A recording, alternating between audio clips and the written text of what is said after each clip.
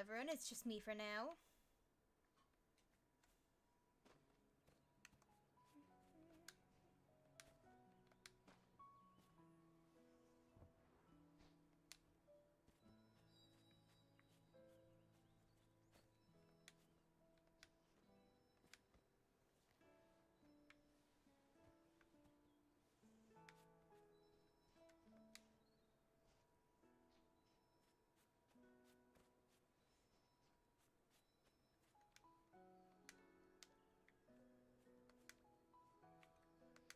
Let's collect these quests.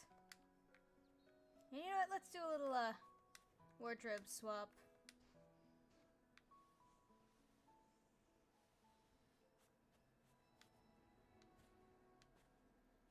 Alright, I did some trading last night. What is this? Ah, it's just a giant bow. The cape isn't really doing it. Let's find a better cape. Hi, Conton! Welcome to the stream!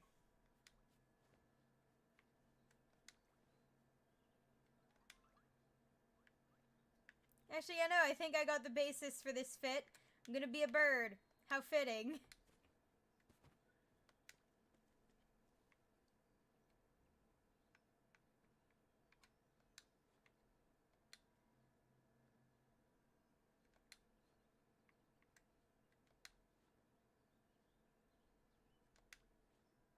Big bent.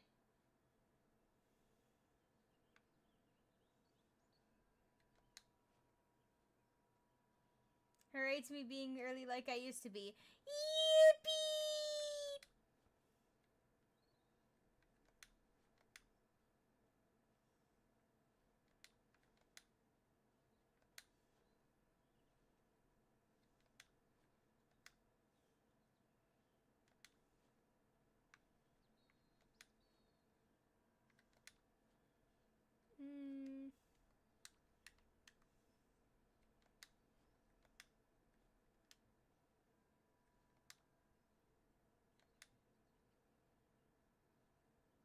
Yeah, that's a bit better for the vibes.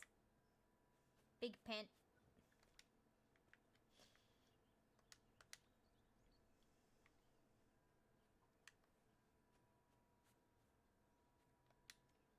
Fun.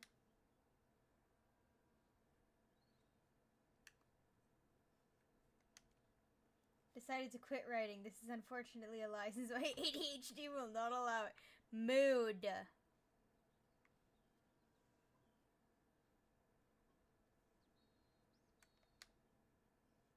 Ooh.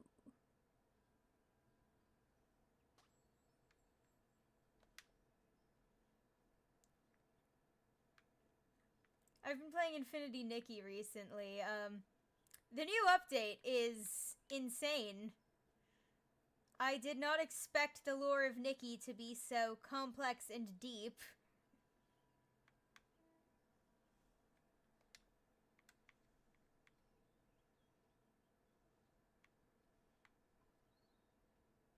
They just went, hey, let's take the isekai protagonist and let's just rubs them into like 5 different anime genres.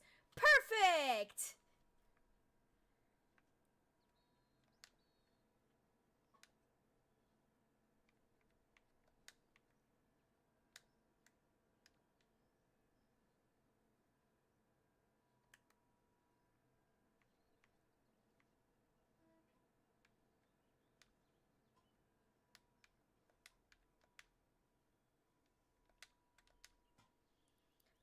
You posted today your 61st, 13th ace.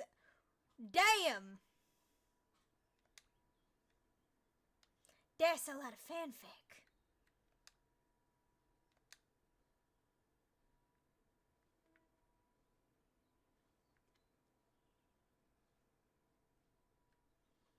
That's like a terrifying amount of fanfic.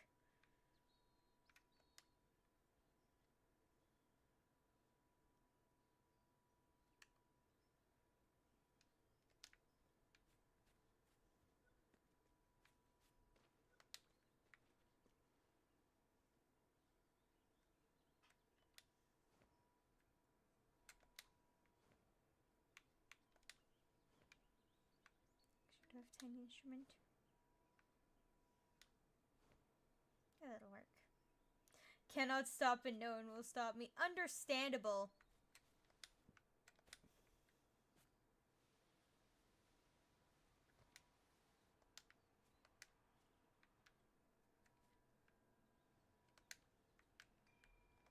Nope. Stop. Get up. I love accidentally interacting with shit.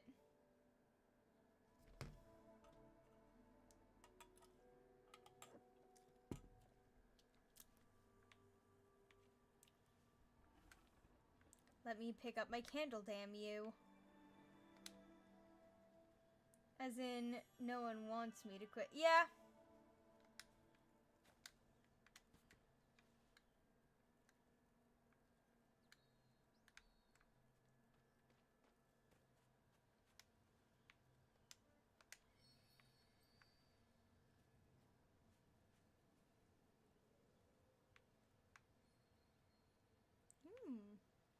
Tree prop.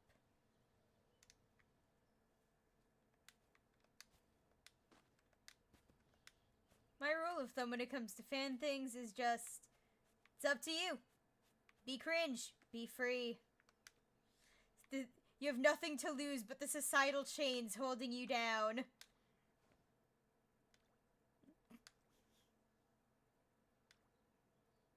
Ooh.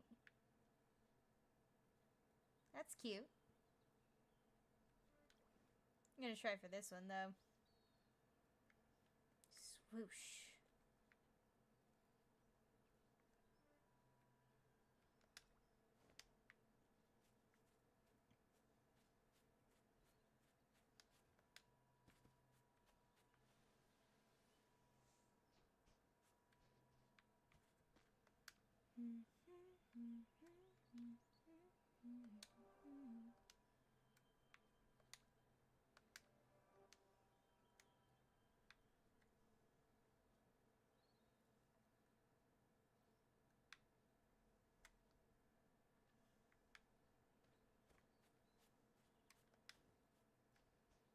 Let's get started, actually, with...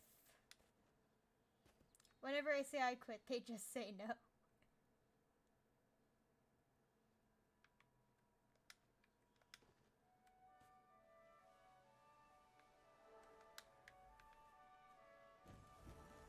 Oh yeah, I recently saw someone who made a video that was critiquing VTuber designs.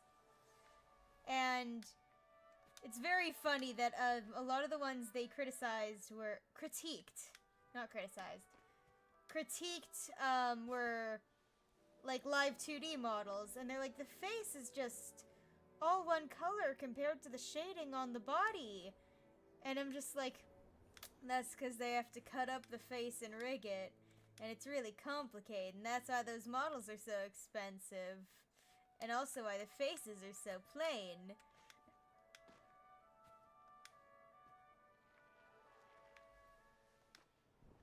Thankfully, since I use a 3D model, I can make the face as complicated as I want.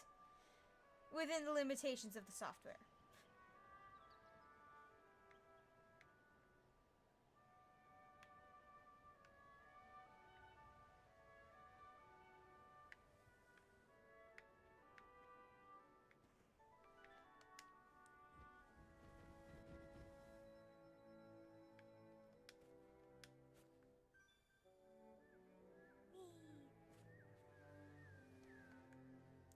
So, those two are a quest. The tree is a quest. The candles are a quest. Is there anything else that's a quest I need to know about?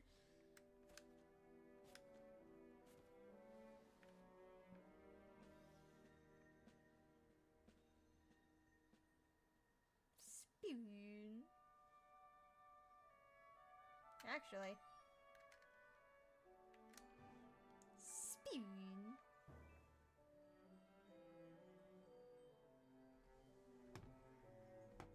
Everything's a quest. Yup.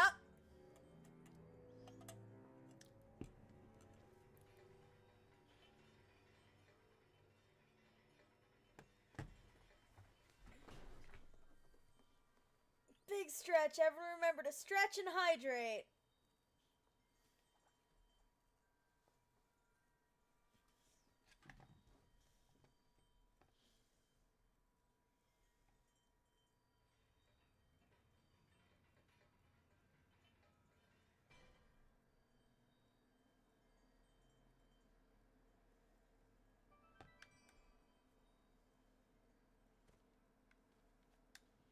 You won't drag me into this like you did with Ace Attorney and I expect you to die.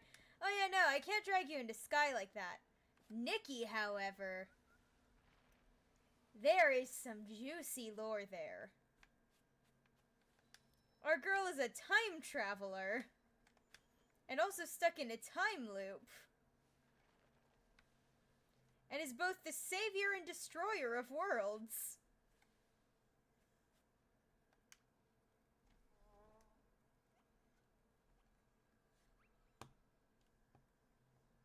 Scaredcon.png.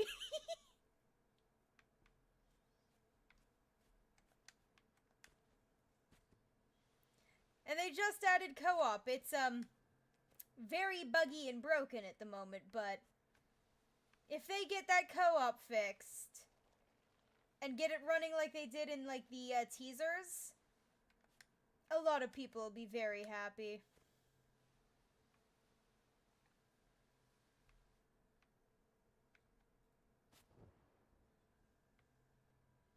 Now, where the fuck is the dismayed hunter? Where are you hiding? Why are you running?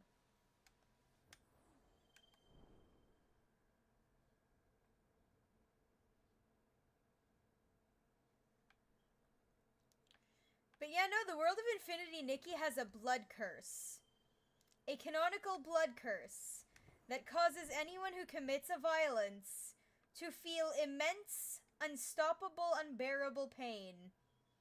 And the only one immune is our girl Nikki because she doesn't have the blood curse.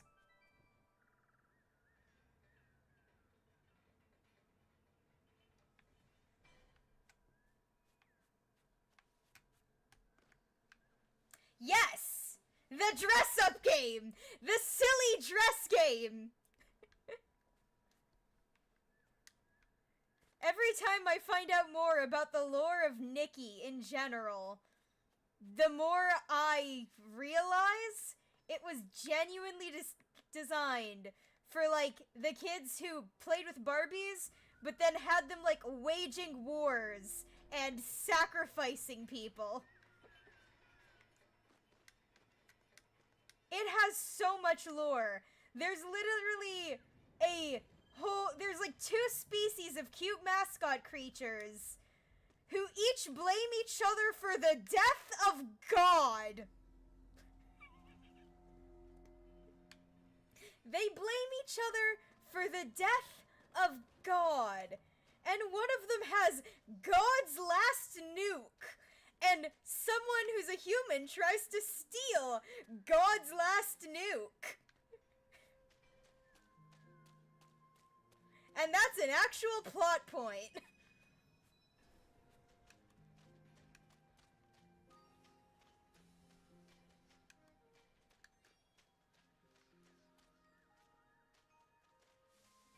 Nikki also has alternate timelines and different universes and thousands upon thousands of dead worlds.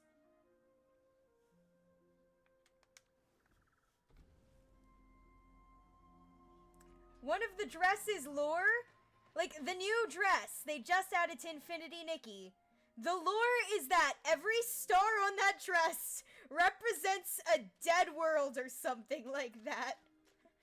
And the dress is covered in stars.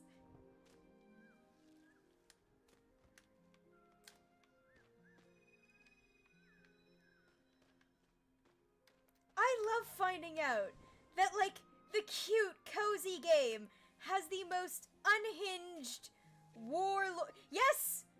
Especially the Starseed dress, which has apparently been in every single Nikki game, and even had a real-world version come out.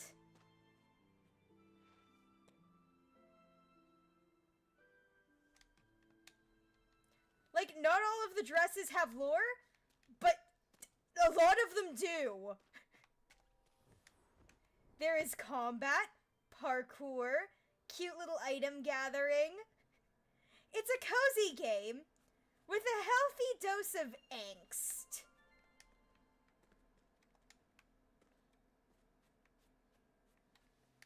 It also has a good variety of different body types in side characters. Like, Nikki herself, the player character, you can change her hair, you can change her clothes, you can change her skin tone, but you can't change the body type because she's basically the preset character. But, like, different characters in the world of Infinity Nikki, like, they got a good variety of body sizes and body types, which is, honestly, refreshing.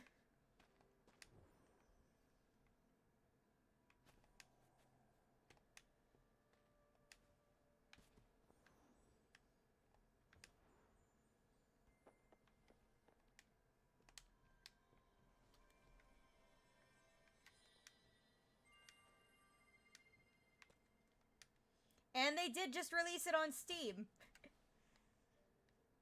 So now even more people can play the silly free game. Want to hear the new AU I unfortunately had to make? Sure!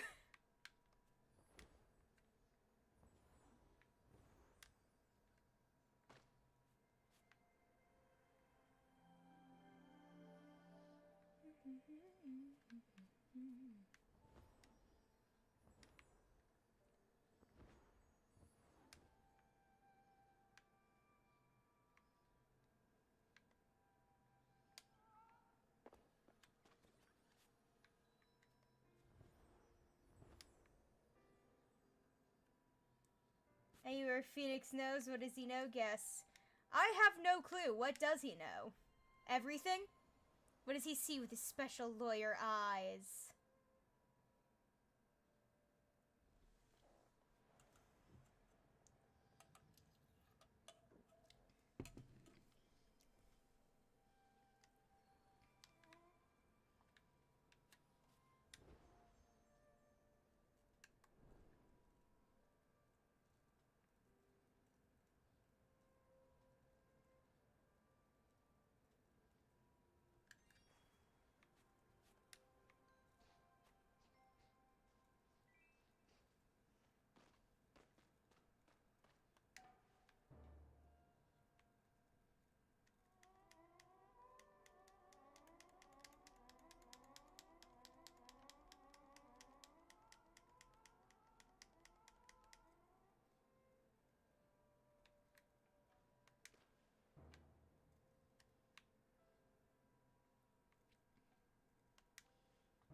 Ace Attorney 2 AU where Miles tells Phoenix about going to Germany but still does Prosecutor Edgeworth chooses death.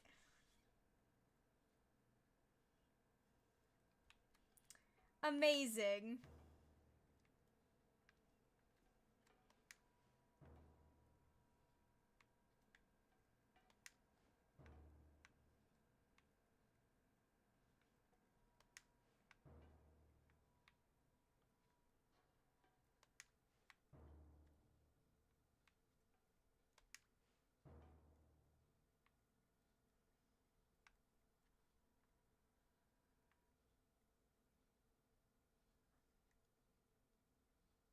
Also, Infinity Nikki is the only game I've seen where a character will give you a monologue about a sacrifice for a new god to be born, and then the character saying this is a battle-hardened warrior who looks like a marketable plushie.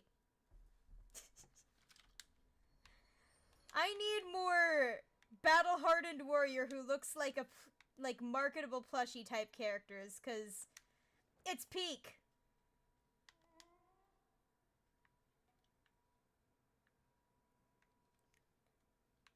Man, I'm gonna be stuck here for a while since it won't let me through the floor. Please let me through the floor. I beg. I just want to go through the floor. Am I just too tall to go through the floor? I think I'm too tall to go through the floor. Oh, chair than music. Got it.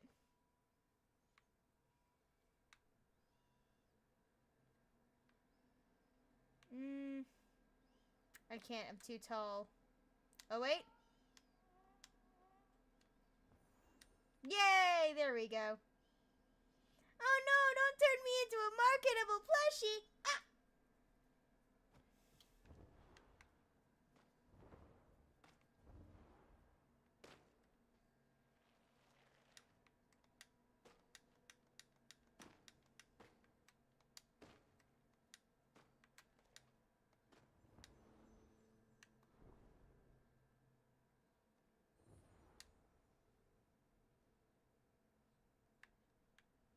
All the ferret plushies.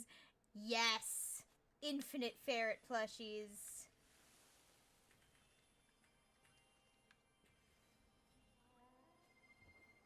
Oh yeah, we essentially just got the Sky Children of the Light honk, but in Nikki.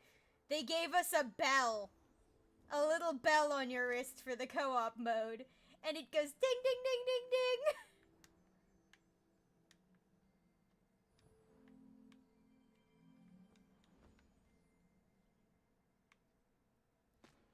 It's like, ah yes, dramatic cutscene. Dramatic talk about the end of the world. Anyway, here's a little bracelet that goes ding ding ding ding ding.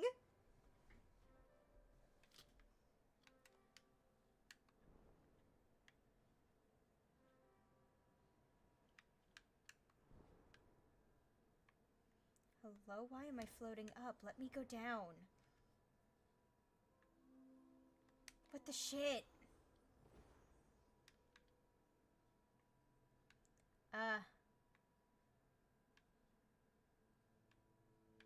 Hello? I think the game broke.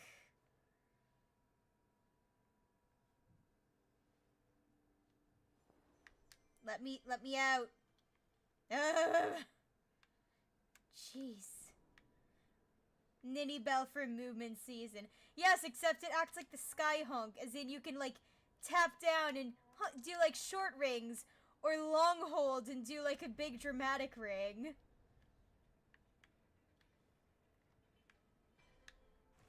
It's literally sky honk, but Bell.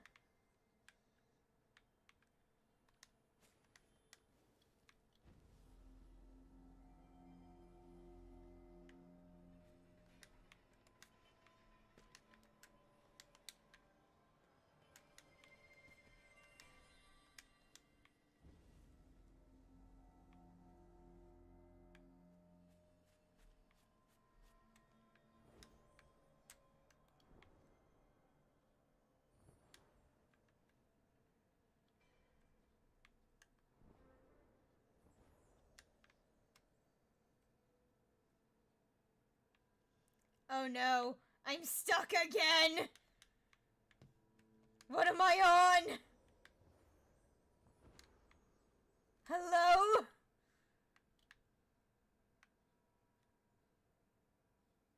Please, stalactite, stop me, no! Aggressively waves arm. Where the fuck is it taking me? Where am I? Where am I going? Where are you taking me?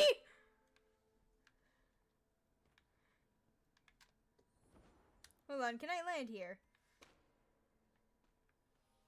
Well, damn. I don't remember this being here.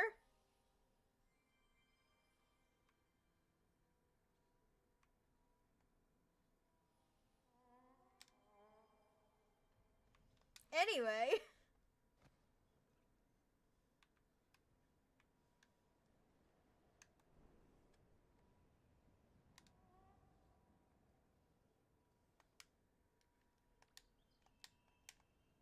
No, why can't I change my flight mode? Eh. There we go.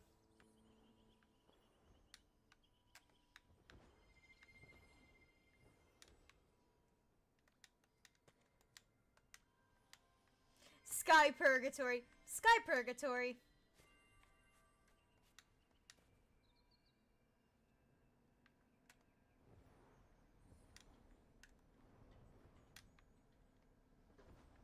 I can hear the neighbor's tree scratching outside my window.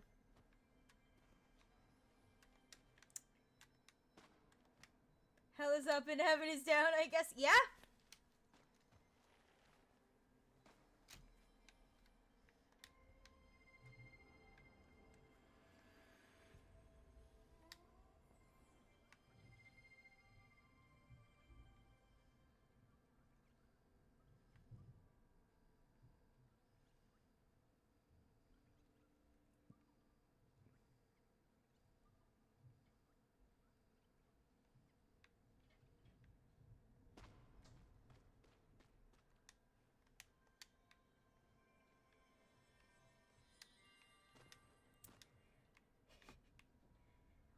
Our neighbor has a really big tree that grows over our yard and over our house.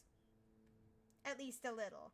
And, the branches are scratching the ceiling because not scratching the ceiling. Scratching the outside of the roof and the wall because, it fucking windy. It is always a little shocking to suddenly hear, like, what sounds like a squirrel trapped in the walls, but it's really just because a branch is scratching the ceiling.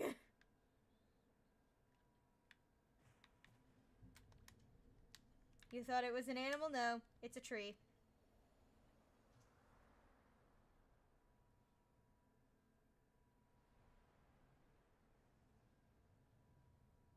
Windy. Yep. It fucking windy. Alright.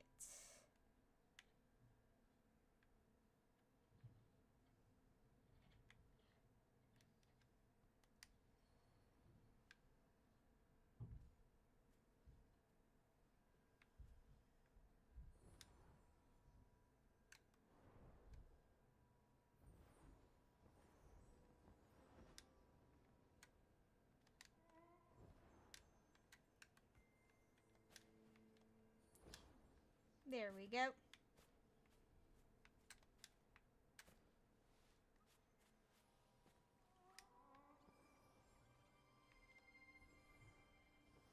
Man, I remember when bleh.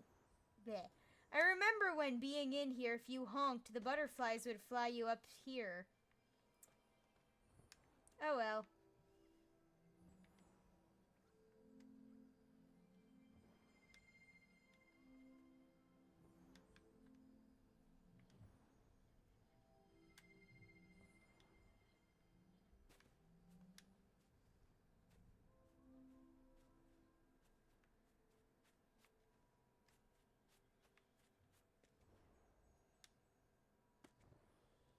If you ever see me, you will know it's me. Stares at the beanie with fandom. To be fair, I think a lot of people have random fandom pins. Like, not a lot of people, but a good deal of people have random fandom pins on things. Looking at my bag, which is beyond covered in pins. Every time I look at it, I go, no, there's gotta be enough pins. But then I look a little longer, and then I go buy more pins.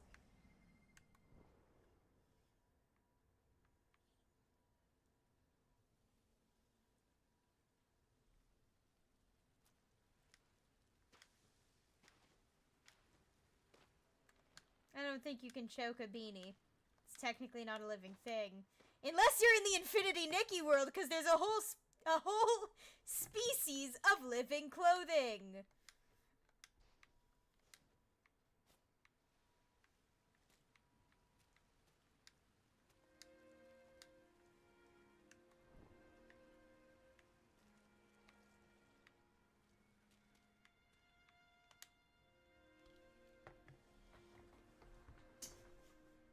Infinity Nikki has everything. Living clothing, corrupt government, xenophobia.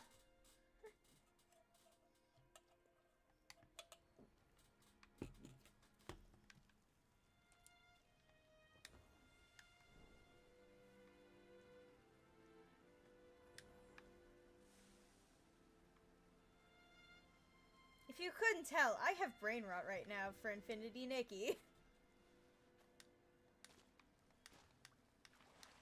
Mainly because I just, like, read lore docs yesterday, and my brain is going haywire about the information.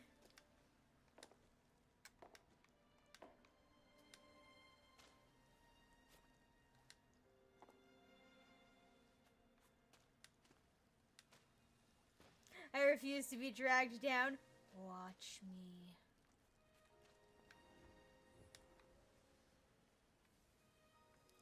There's, like, Infinity Nikki has a guy who admits that he was the one doing the bad things, and he's sorry for manipulating, Nikki into solving the problems for him, but he wanted to see if she was strong enough to fight a big evil. And Nikki's response is just like, that wasn't very nice of you.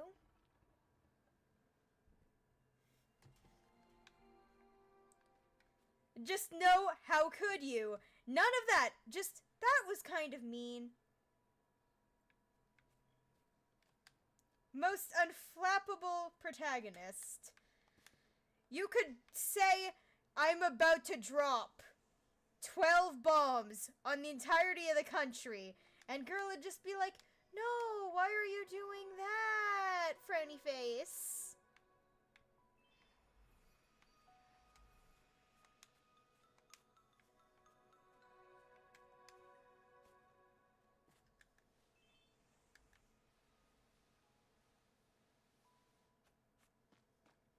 I know!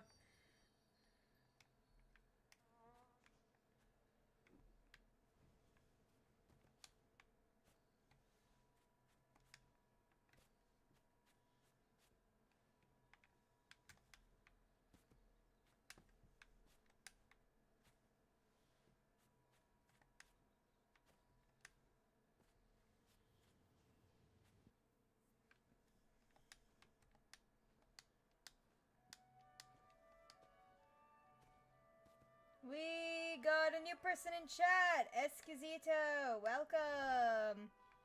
Was that an attempt to say weenus?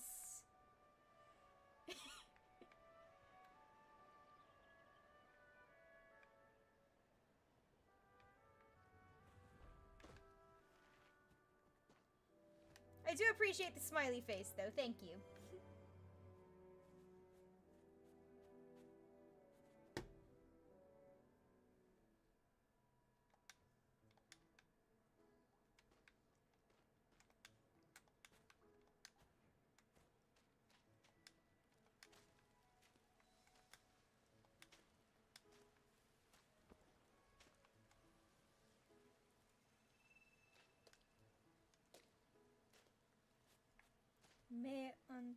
Oh, you speak Spanish! I don't... No habla español. Though I do understand one is about volume and one is about the game. Let me turn up game volume a little.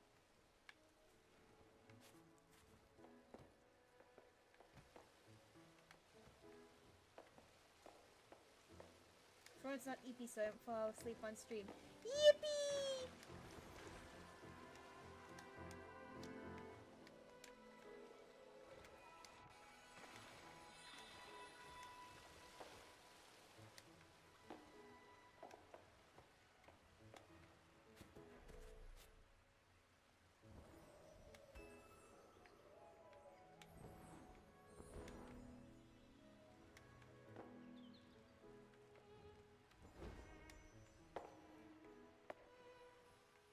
Also, the funny thing with the Nikki update is that they added co-op.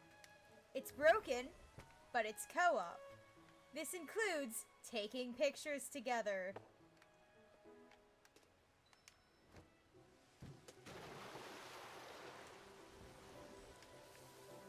And some people have already been like,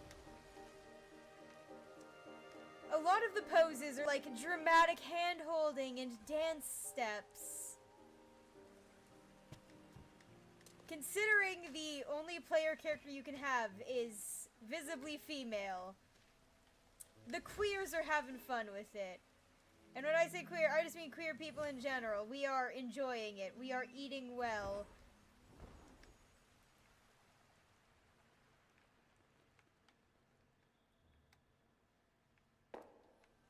I know that some people act like queer or queers is a slur.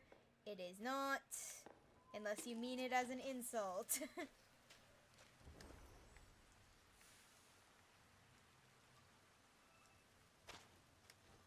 I just have to clarify. Could you turn up the volume of the game? I just did, but I can turn it up again.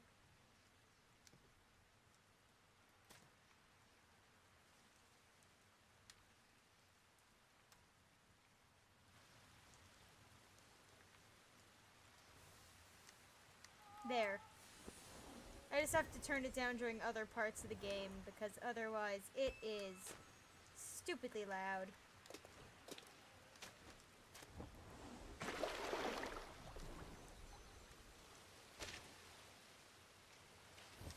Right, where is the map shrine? I am forgetting where things are.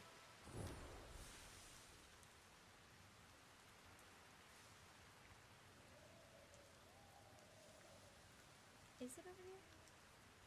Of course.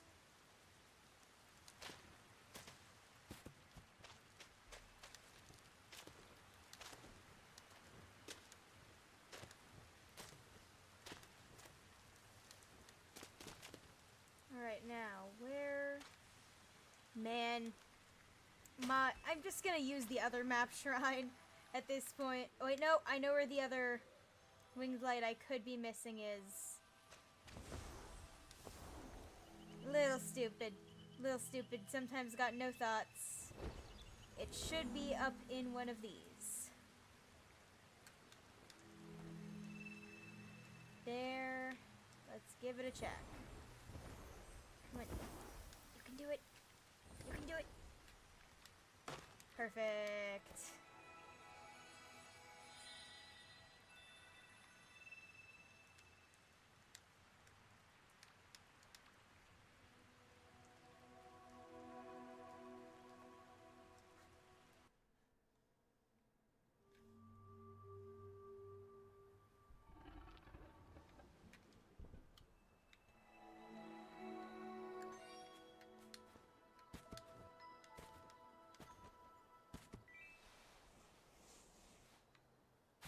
Let's actually just sit here for a second. Get our free cinnamon roll.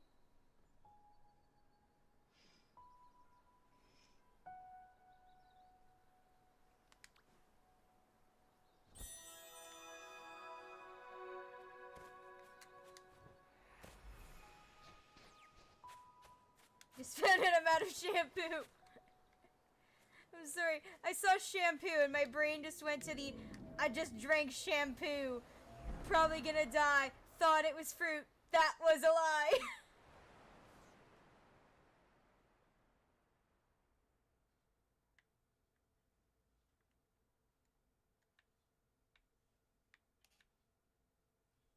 Okay, so there's a few of those in Wasteland. Few left in Prairie.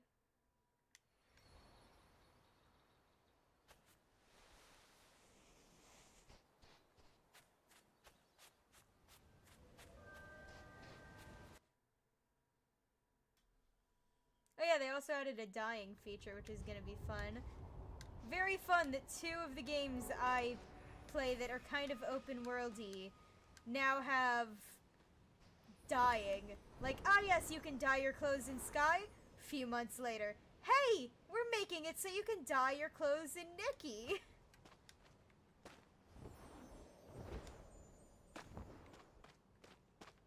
Okay, I think I got the one up here.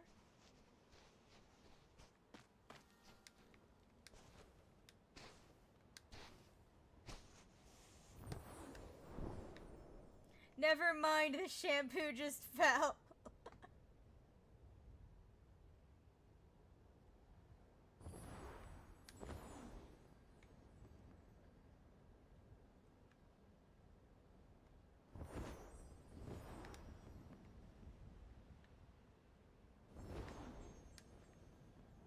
Halfway. I don't know, I like to gamble. I wait till it's almost empty and then I go buy a new one.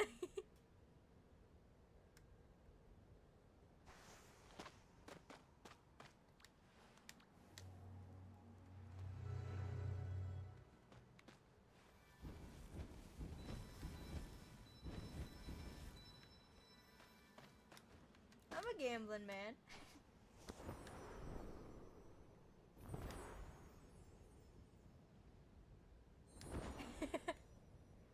It's why I'm broke in Infinity Nikki. I spent all my money at the Surprise-O-Matic clothing gacha machine thing that almost never gives you anything good.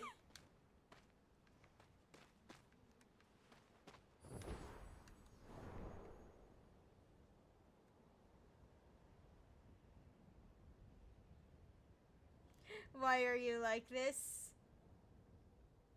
Because it's funny. And also because there are a few kind of nice looking pieces in there that I would love to play around with. But like, they're really rare to actually get from the machine.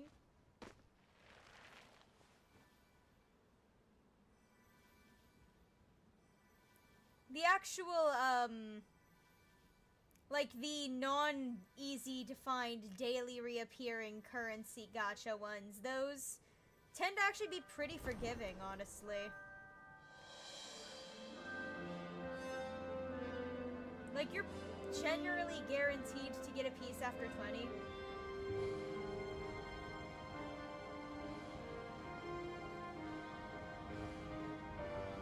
Because technically getting limited outfits is a gacha, but honestly, I haven't been disappointed with my rolls on limited outfits.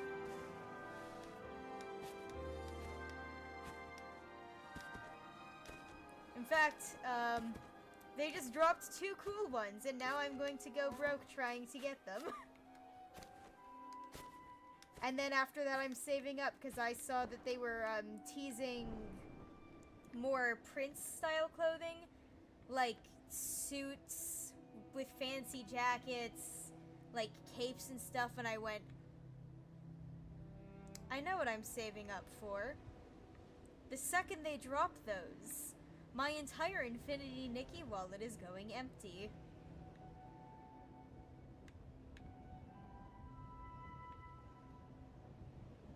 Stares at my luck. Would it help if I constantly get hollows and yeah? I mean, hey! Who knows? Maybe the luck will transfer.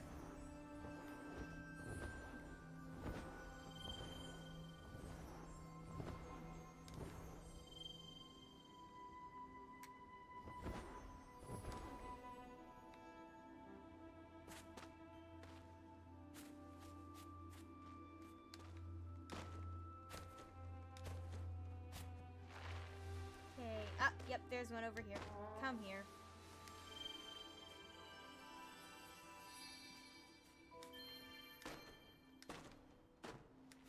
Fun fact, Nikki is literally like, people have made strategy guides on how to not waste money in Nikki. They're like, yeah, it's a cozy game, but also, if you're gonna spend money, here's how to do it efficiently and without wasting it. So, the dedication to strategic wallet emptying. Ferret! Hello. Hello. But yeah, no, literally, Nikki, the game, in the store, has a, hey, budget wisely thing next to some of the, next to the, diamond currency and the literally only used in the shop currency.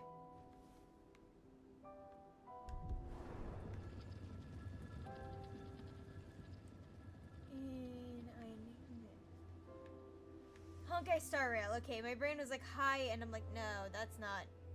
There's no game that's got an S in it that's starts with hi. You don't understand, in Honkai Star Rail, a new character dropped, and I got her last time period for a character last day and last few hours. Yeah, I actually got that lucky in Nikki once. There was a, I had joined towards the end of a season and managed to draw the 5-star outfit. Mostly because of all the free diamonds I got for just, like, running around as a new player, but...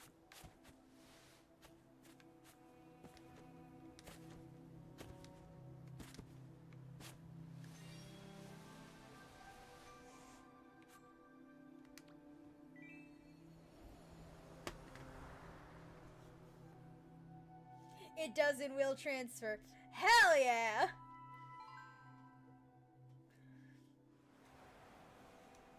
Unfortunately, since they just added co-op to what's supposed to be a single-player game, they've had a lot of bugs recently.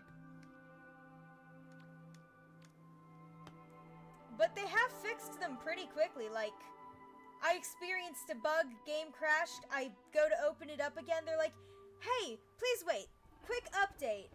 And I'm like, oh, they already got on the issue, didn't they? Encounter another little issue because it's like first day after launch. Yeah, boom, here's another update right as you're about to crash. You're all good, fam. We're trying to fix every bug we find. Which is, I mean, it's pretty good. It's quick responsive time. And then they gave us a bunch of material for pulls as an apology. That's nice.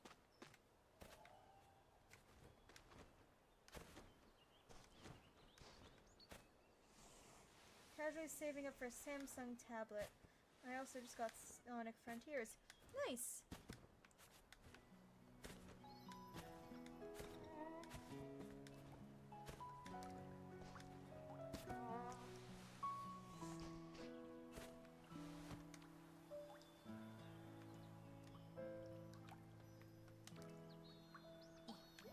There we go. I'm not getting dragged down the dress up Nikki game. No, you will. Join me in pink-haired isekai protagonist hell.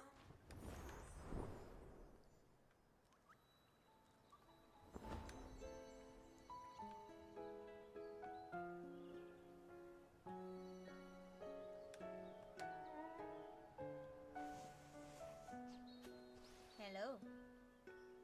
Hello. Never? You will.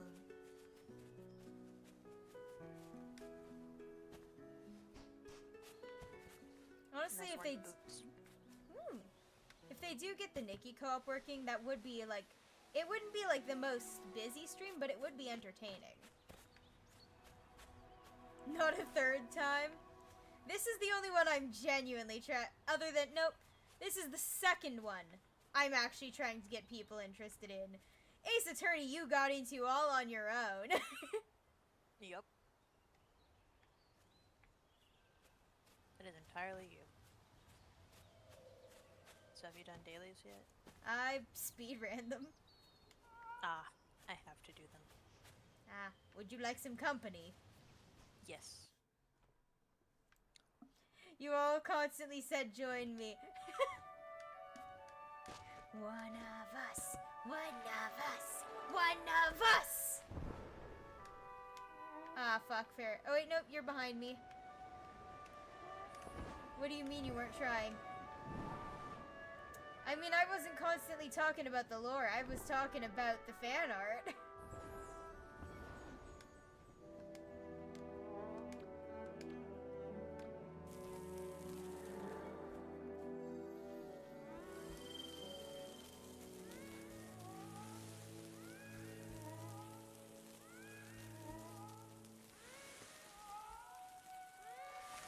That still makes it worse! Hey, look, just be glad I'm not trying to drag you into the, 2014-2017 comic Nanbaka, which recently got its ending. What, finally ended?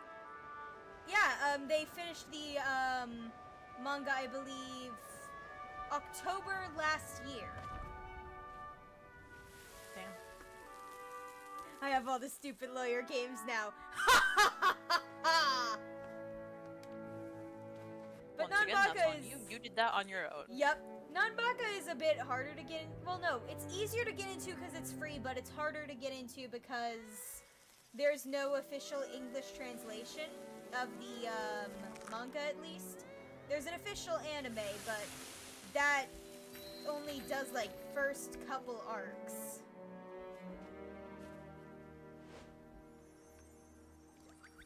And it leaves us on a huge cliffhanger.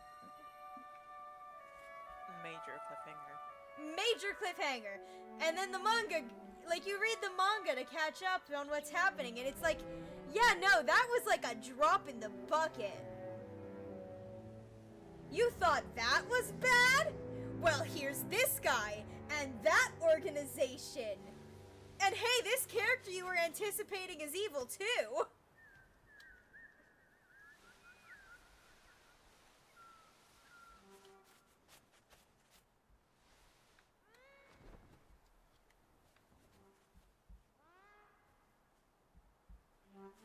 I must play the hide and seek. Yep, if I remember correctly, it is over near the wall.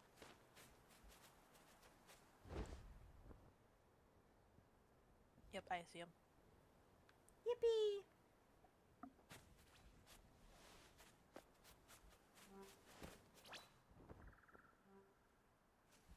Yay. Yay!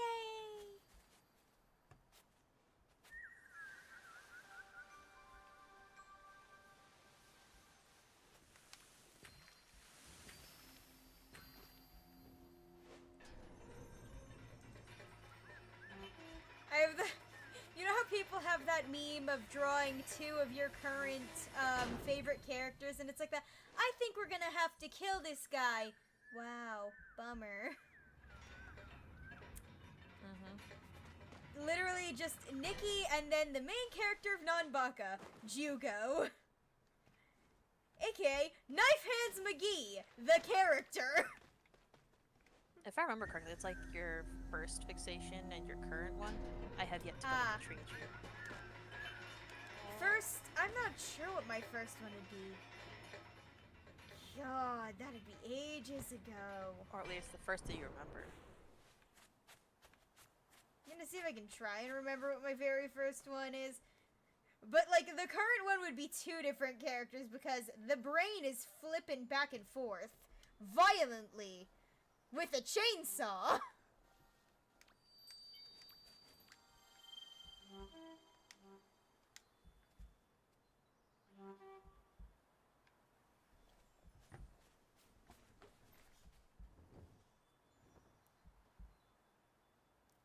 Actually, the first one I can remember we don't talk about.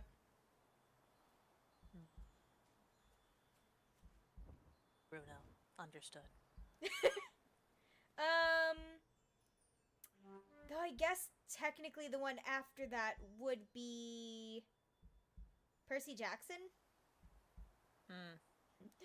So just Percy Jackson standing next to a bright pink-haired anime girl and a guy in a prison uniform with black and red hair.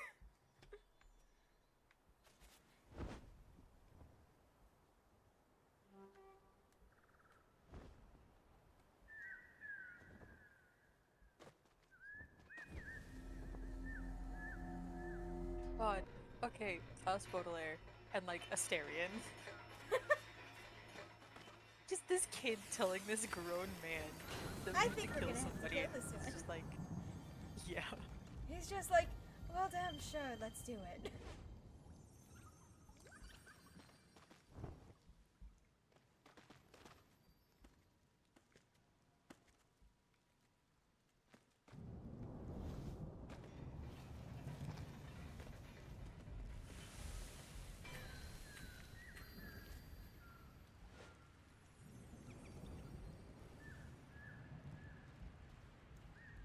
First normal fixation was My Hero Academia. First hyper was probably One Piece. Dr. Stone. Understandable. I haven't, like, I've seen a bit of Dr. Stone, and it seems banger. I need to watch it sometime. One Piece, absolute banger. I'm realizing I have 3 currently. Apothecary Diaries. Just, hey guys, I think we're gonna have to kill this guy.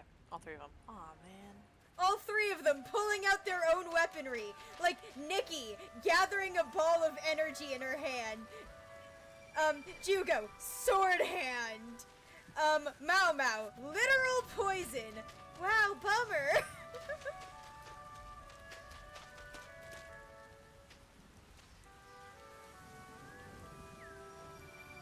This is where my parents died. Cowabunga. Cowabummer.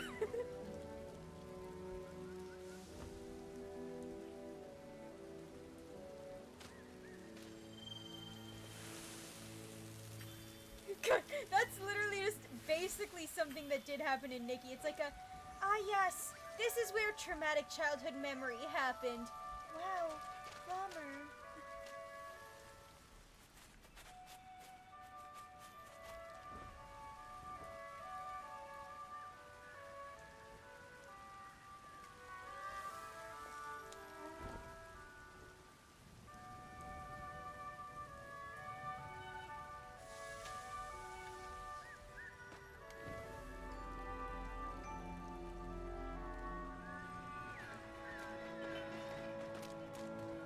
Apothecary Diary's good. It's not just good, it's great. Main character, absolute girl's girl. Like, was raised in a house with courtesans, and she does not diminish their, like, she's just like, they're just doing their job. She doesn't treat them any different because of their work. She's just like, that's their job. Main character is autistic. I'm diagnosing her with autism right here, right now.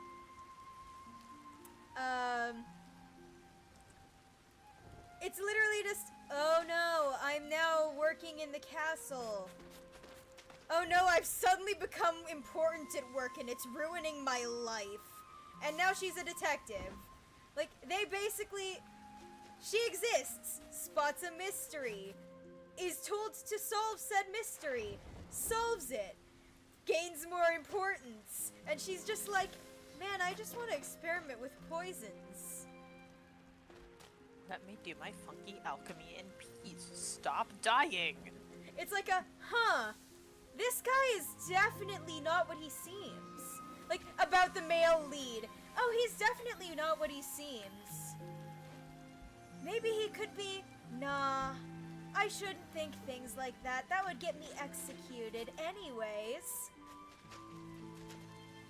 And then he's actively like, girl, I need to tell you the truth. You need to know who I am. And she's like, I'm so sorry. I think I landed on a frog.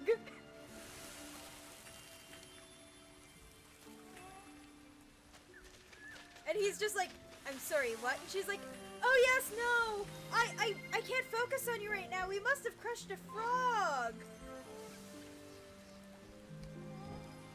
There's literally a whole mini arc of him just desperately trying to tell her. And she's just like, nope, la la la, I don't hear you. It's like, yeah, that's great and all, but seriously, I need to work. Because she's the kind of character who is extremely aware of her, of where she sits on the social ladder. She's extremely aware of what messing up could do. But,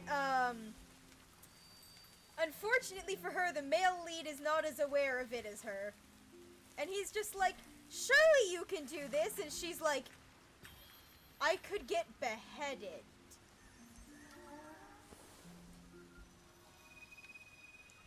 Straight up asks him, hey, if you're asked to execute me, can I ask for it to be by poison? Little did they know, she was building up poison immunity. Canonically, she has a poison immunity. She can still die from poison, but she is slightly more immune to poison, including alcohol. Damn. Okay. Reminds me of a character in Baldur's Gate who, like, if you romance her, she will, like, get caught trying to sneak you poison. Damn. Either in your food or in your sleep. And the reasoning is that she's trying to prepare you for her mother's cooking when you go meet her family. Yeah. Like, okay. Cool. I don't know how to feel about that. You're still poisoning me, though. Yeah. But yeah, no, there's literally a canonical part where she takes a good swig of alcohol, and then the literal, like, essentially soldier that is with her takes a huge gulp of it, gets a nosebleed, and immediately passes out because the alcohol was too strong for him. Whiny baby. He saw her drinking it like water and just went, surely it's not that strong. Gets himself laid out because it was, in fact, that strong. Oh man, that reminds me that there was a kid, like, my, 10th grade year, I want to say. So he was a senior.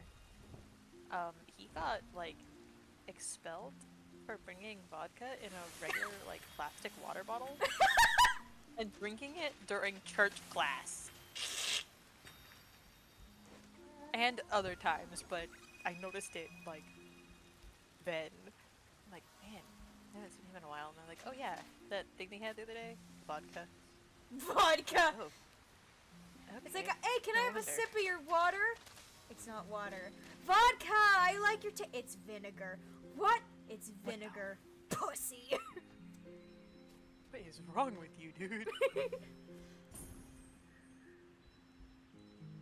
I had a classmate in high school who I think it was like her 16th birthday party. She invited the whole class, and one of the new students was like, hey, I brought actual alcohol. Who wants to drink it? And I'm just sitting there like in my little vest and pants like, I don't think I want to. No, thank you.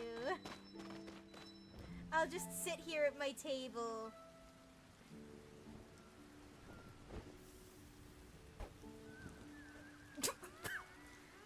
I just watched you literally glitch us through the ground. Oh, damn. My flight is so powerful.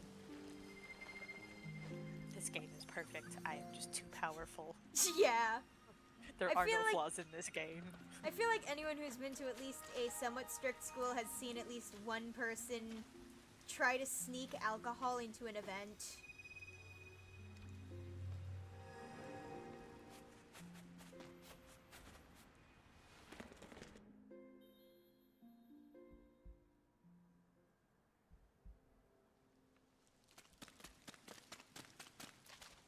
The power! Oh no! Kontan, you good? Is it the power of the vodka that shocked you? Which, honestly, bringing vodka in a water bottle is a power.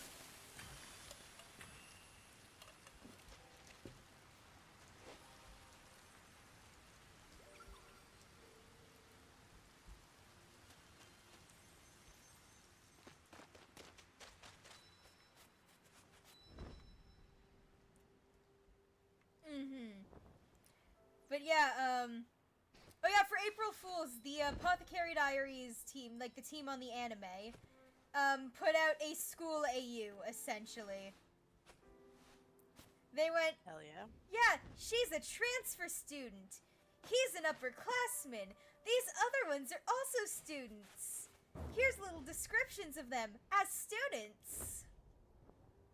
Oh, like the non-Baka episode. Yep, but without being an actual full episode.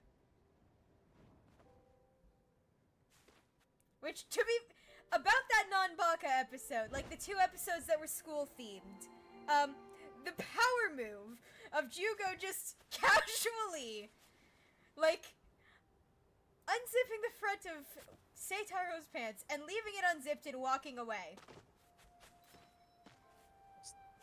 Here you go, fuck you. Just, yeah, great talk. Walks away. Hey, when did you unzip that?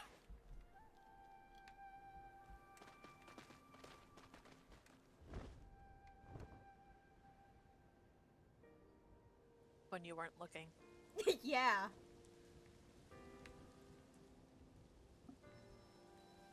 Be more observant, dude.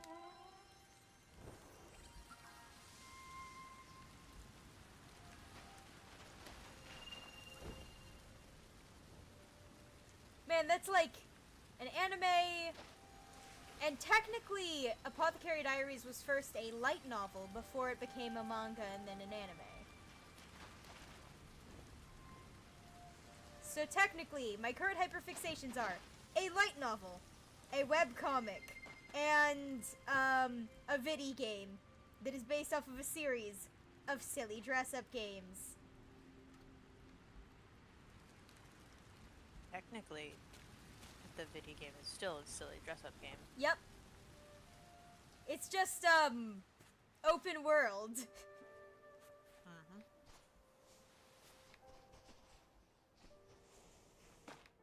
Oh, someone pumped this open for us. Yay! Hell yeah. Now you won't get stuck in purgatory. Yippee! Oh gods. Oh? Question mark? Tilt's head?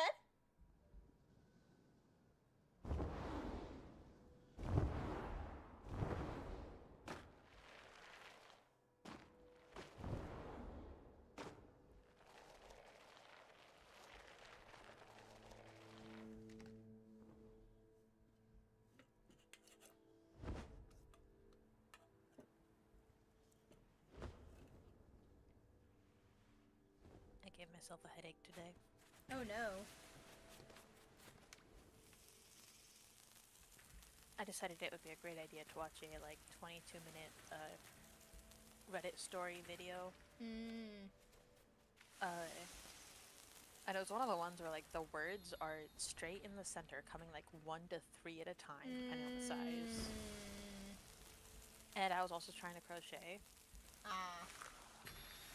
And in a moving vehicle as per my work. Oh god. Yeah, so I was looking down because I didn't have my earbuds in because I don't trust them anymore, even though they're skull candy. They should be good, but the software on my phone is like, no, Bixby? Google AI help? Gemini? I'm like, no, I didn't even ask you! Or it'll be like, oh, not registered. Not recognized. And I'm like, okay, fine, I'm going back to the on ones. This is why I miss when all phones still had the headphone jack and you could just pick up random headphones. Because those are reliable. You don't need to charge them. You just plug and play. They catch your phone if you drop it. Yeah,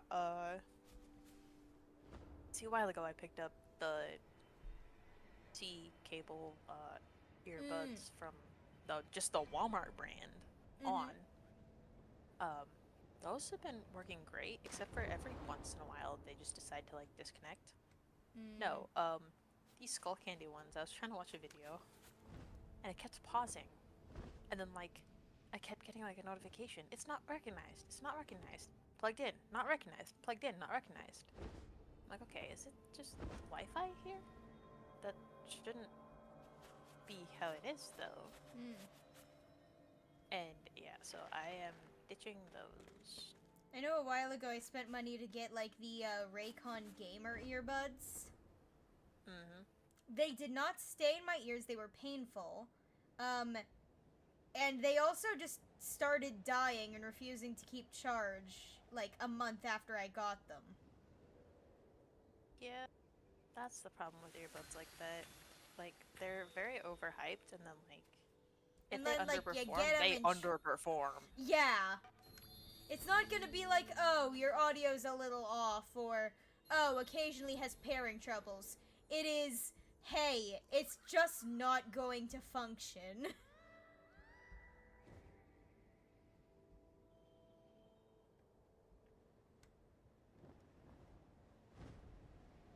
And, like, now I'm still seeing, like, people being like, ah, yes, my Raycon everyday earbuds. And I'm like, I bought from Raycon once.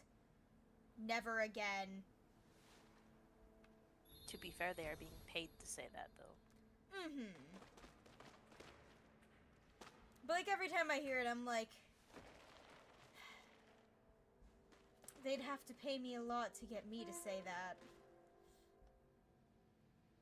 Man.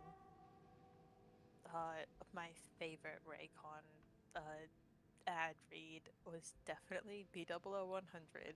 Oh. Where he goes, Raycon these leaves out of my yard.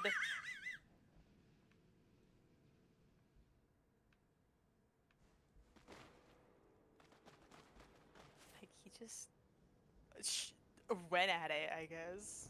I don't know, like, I'm usually not a fan of ad segments in YouTube videos, but, I watch Evan and Caitlin, which is funny, because, well, unfortunately, their cat Juby has passed, but I have the same nickname as their cat.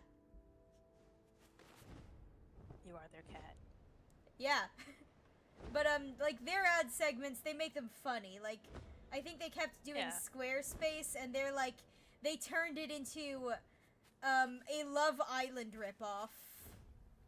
Yeah, Squarespace is one of their, like, top ones. Mm-hmm. Which is So what they allows just them to have keep fun with them. making, the fake Love Peninsula. And it's always like the reason that one character is able to get the other is because they're able to build a website with Squarespace. It's just like, oh, you can't build a website? Ah, useless. Yeah. I don't want you. Oh, you can? Fantastic, we're getting married tomorrow. Literally. I do miss some of their old ones where they like pretended to be aliens and stuff. Mm-hmm. But yeah, no, to me that's how you do a funny ad read if you want people to actually like not just skip past it, cause you turn it into a running joke. So people actually still want to watch it. Yeah, the one, like, I usually skip, like, the really, like, definitely, like, they are getting paid to say this ones, like Raid Shadow Legends. Yup.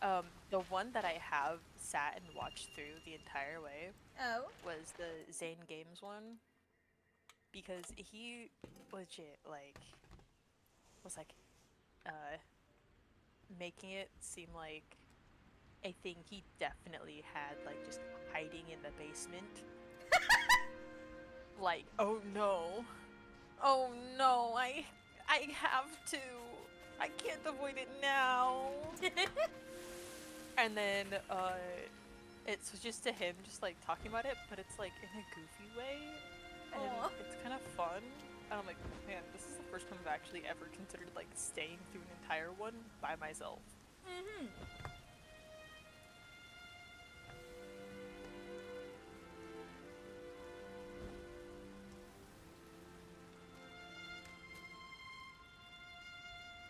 What? Oh yeah, I was Sicko would only light half of these candles. No clue. Oh yeah, so I forget his name, but he's like the guy who does the videos usually making fun of either like companies and their past actions. I recently saw the one he did about BetterHelp.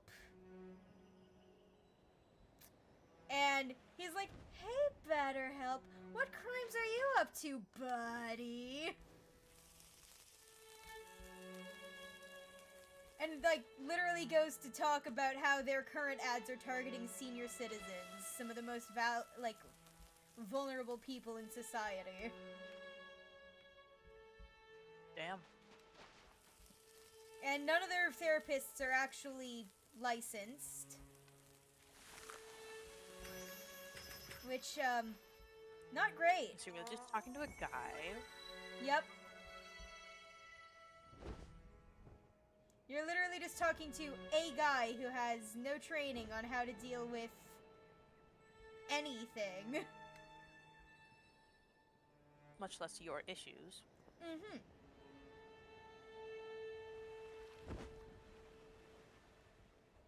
Watching Ace Attorney, I think that's Investigations, and God's Past Edgeworth was cringy. To be fair, the funny part of past characters is like putting yourself in the character's shoes, looking at their past self and going, God, you're cringe. Uh-huh. Because even I do that when I come across stuff I wrote like a few years ago. And I'm like, why did I say that? And then I go ahead and do the similar thing that I know I will cringe at years later. Yep. It's the circle of cringe. Yeah, like damn. Mm-hmm. Like, damn, I wrote that? Continues to write it still. Yep. Just like, damn, I wrote that? A few years later, looks at what I was writing that year. Oh, I wrote that?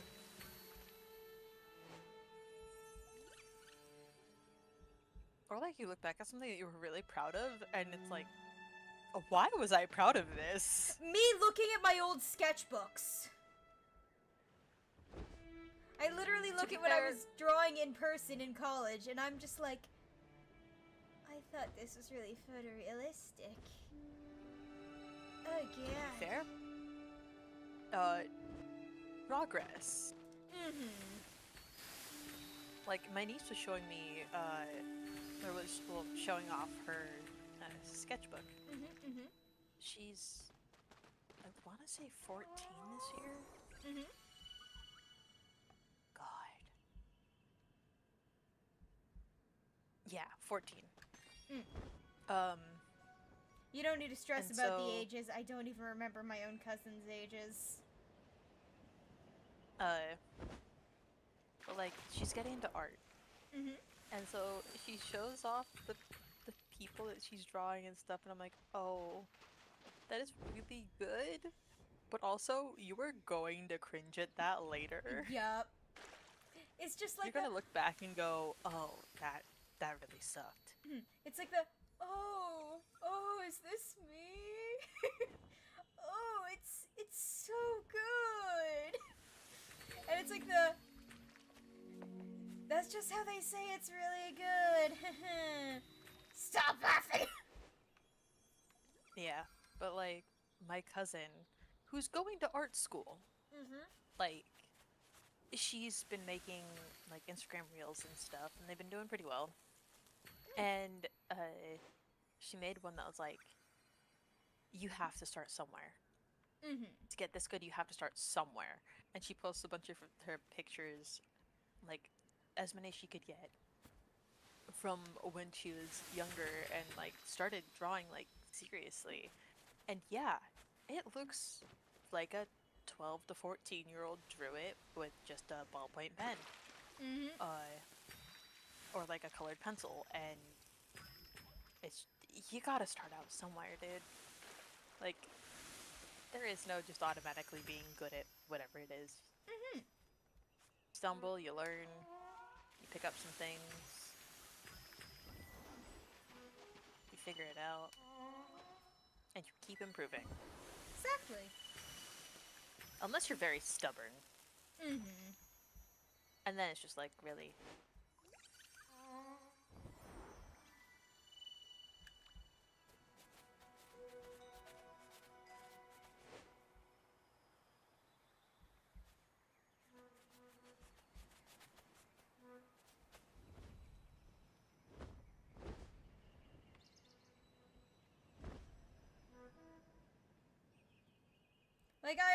Like it's why I keep my sketchbooks, my old ones, stashed away, because I know if I look at them I'll cringe.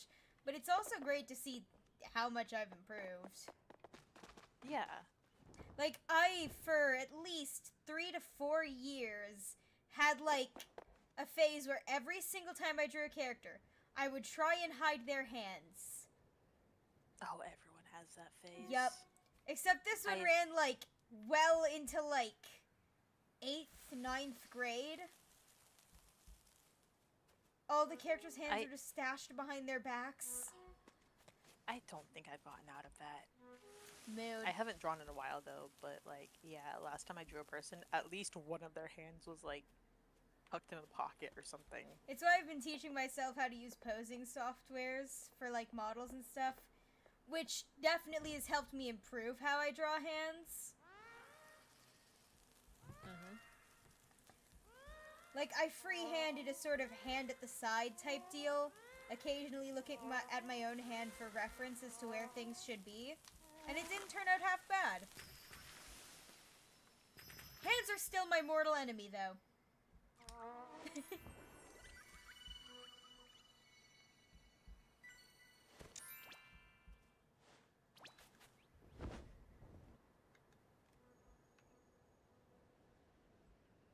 You're gonna throw hands with hands?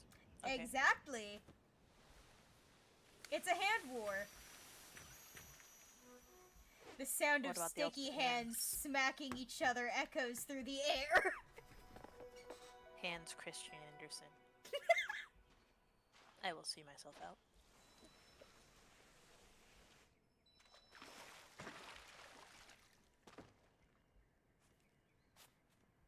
No, I won't, because I don't have a mirror in here. Understandable.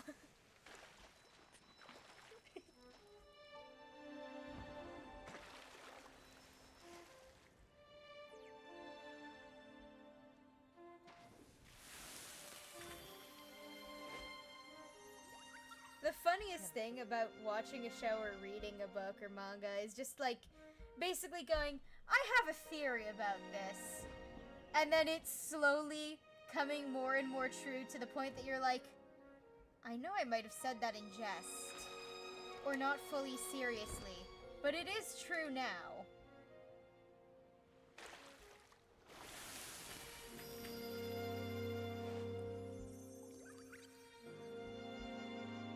Not even just like in a fandom sense, just in a life sense, I guess.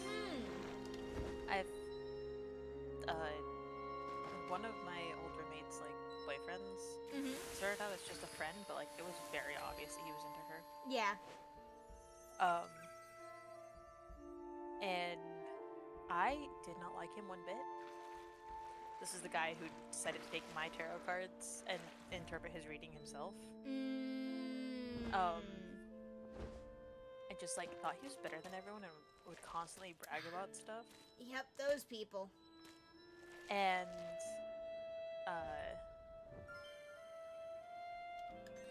so,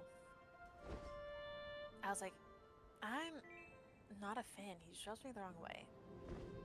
Like, I guess if you want to date him, go ahead, but But it's no girl, you got bad taste!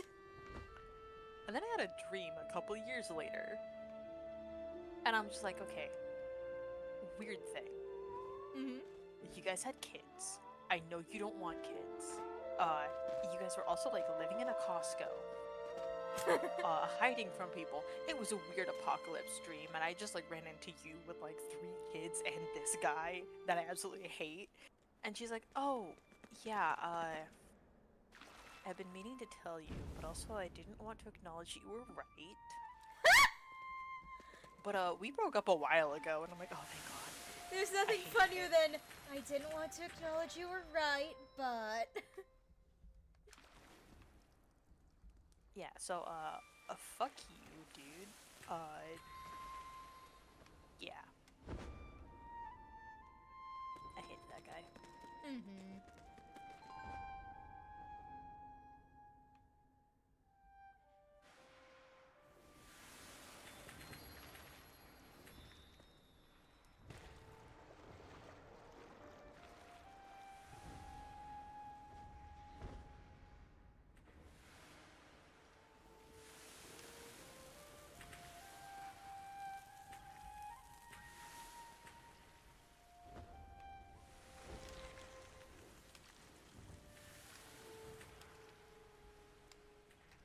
Here, let me lend a hand.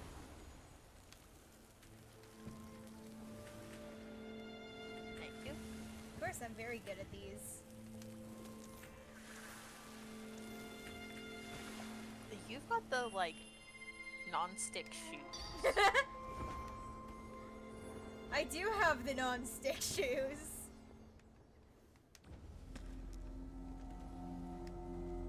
I've got the non-stick as in no friction shoes. Yeah, I got steel-toed boots with good Oh, grips. no, not non-stick. Non-slip.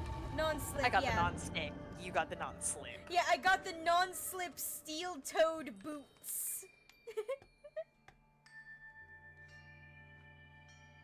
Shins hurt.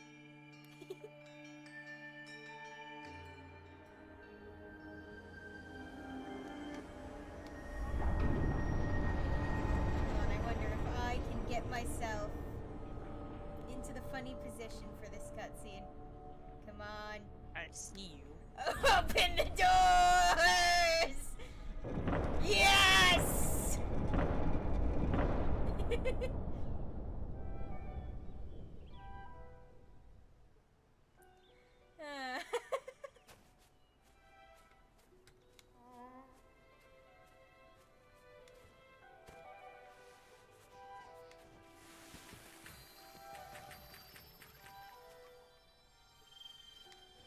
Oh yeah, fun thing about Apothecary Diaries, apparently people don't like the fact that it doesn't explain absolutely everything to you, and like kind of wants you to put the pieces together before the solution is revealed.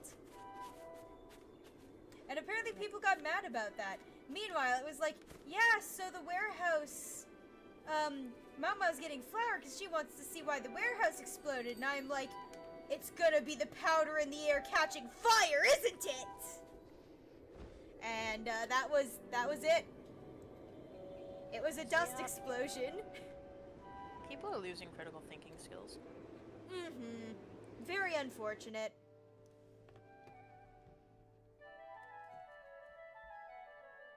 I pray that people will regain their critical thinking skills. Unless things change, it's highly unlikely. Alas. Until, literally the right to food, water, and a safe place to stay as a human right becomes something everyone can agree on, I doubt everyone will get their critical thinking skills back.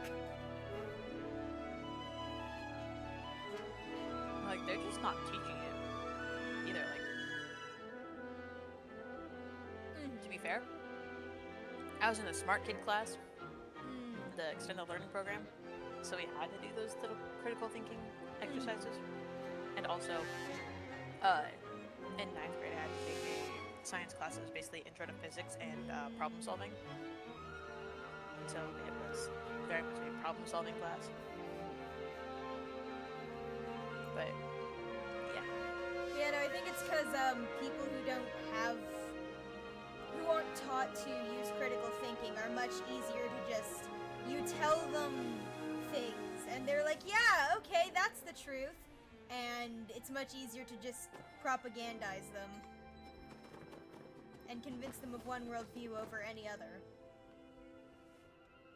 Yep. Because you're not taught to question things.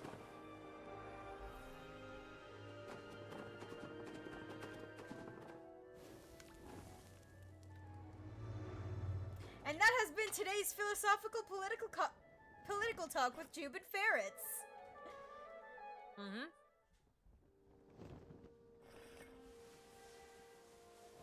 The hot tip of the day is question everything. Question leaders, question authority, question the rules.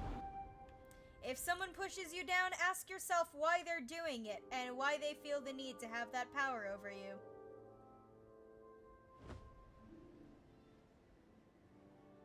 Question your sanity. Always question your sanity. End of transmission. End of transmission.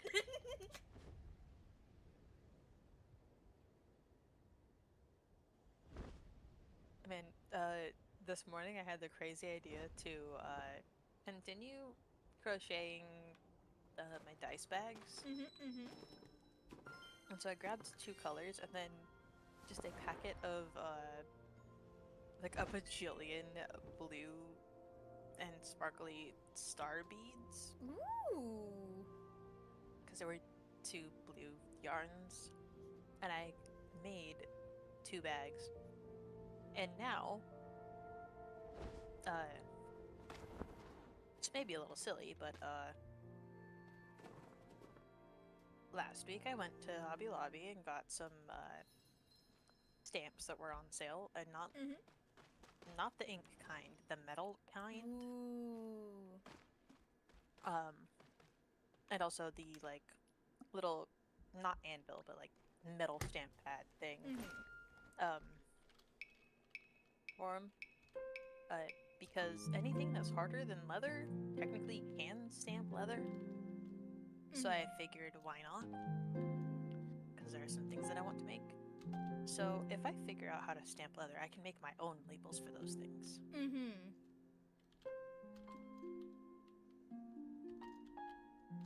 man, I missed that. I missed the second note in this thing. Silly music challenge.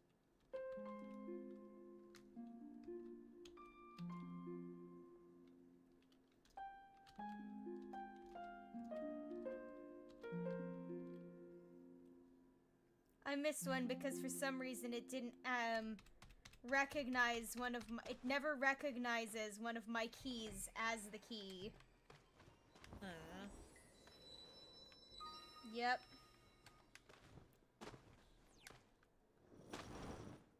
It's literally note 2. I'm like, really? Man.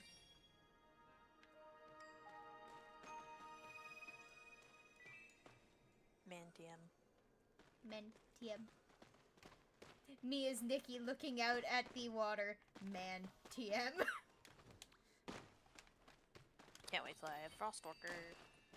I love the fact that the 2 new 5-star limited outfits give you the ability Hover and Frostwalker. That's it. Contrast Minecraft says, is I'm also gonna head giving off you since Hover. I go to bed in 2 hours. Good night! Good idea. Good night. Minecraft is also giving you the ability to hover in the form of the Happy Cast. Yep.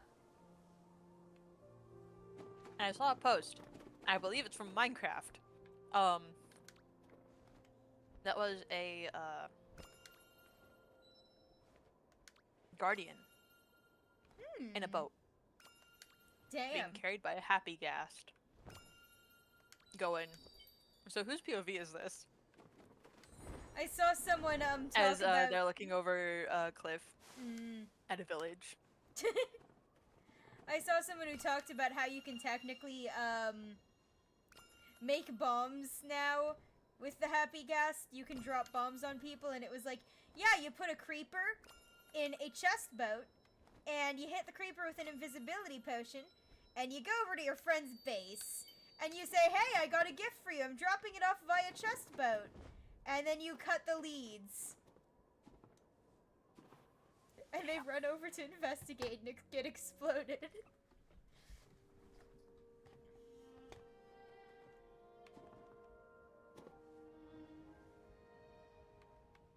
The only thing they gotta do is not notice the particles. Yep. Like, they showed it, and I'm like, man, how are you... those particles are so visible. Maybe they have particles off. True. Some people do play with particles off, or, like, lower... like, less particles. I know there's a way to turn them down without turning them off. And hey, if your build is, like, grayish-white enough, they might blend in with the background.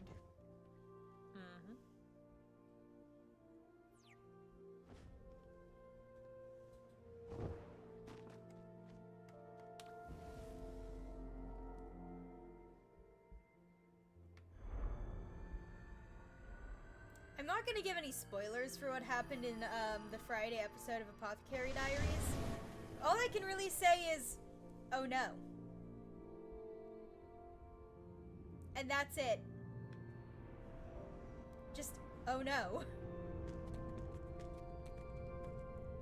Oh no, no, no, no, no, no. Oh no. Oh no. Oh no, no, no, no, no.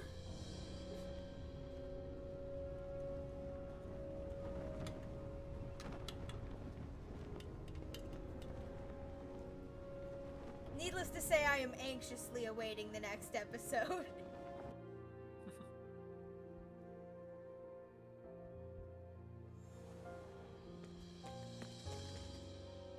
You know what's kind of silly? Getting up here. Hold on. Take your time.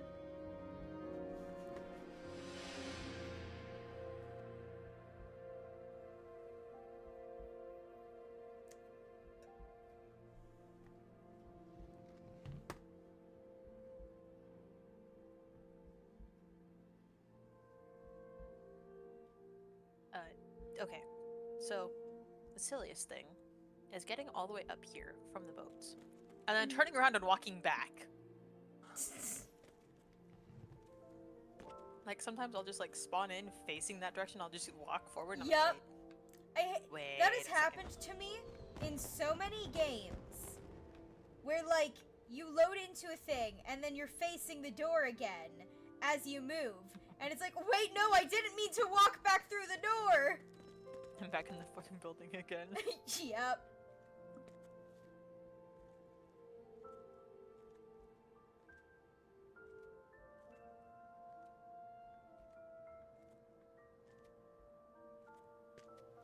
Okay, I went to Aldi yesterday, Mm-hmm. but ate before I went, so when we tempted to grab everything. Still came out with a small bag stuffed full of stuff. Amazing. But I'd run out of my package of salami a few days ago. She's like, might as well grab that. And then I'd run out of my silly little chocolate bars that look like one big chocolate bar. Mm-hmm. There's actually 5 small ones Ooh. wrapped up so that you don't have to like worry about trying to eat an entire chocolate bar at once in case other people might take it or, you know, other reasons. That's my you have pet 5 peeve small with, chocolate bars. It's my pet peeve with Twizzlers. They come in huge packs, and by the time you're like halfway through, the rest of them have gone stale. So you enjoy eating the plastic. Understood. I've started storing them in a Ziploc bag. I had some marinade bags left over, and they're just the right, like, they've got enough length in them that I can put the Twizzlers in there without bending them. So I got a bag of Twizzlers sitting next to me on my desk. We are a red vine household over here. But yeah, I also got chocolate bar. So I have now dark chocolate with candied oranges and almond slices. That sounds good. It is. And then I also got a couple new things to me. Like new to me things. One of which is a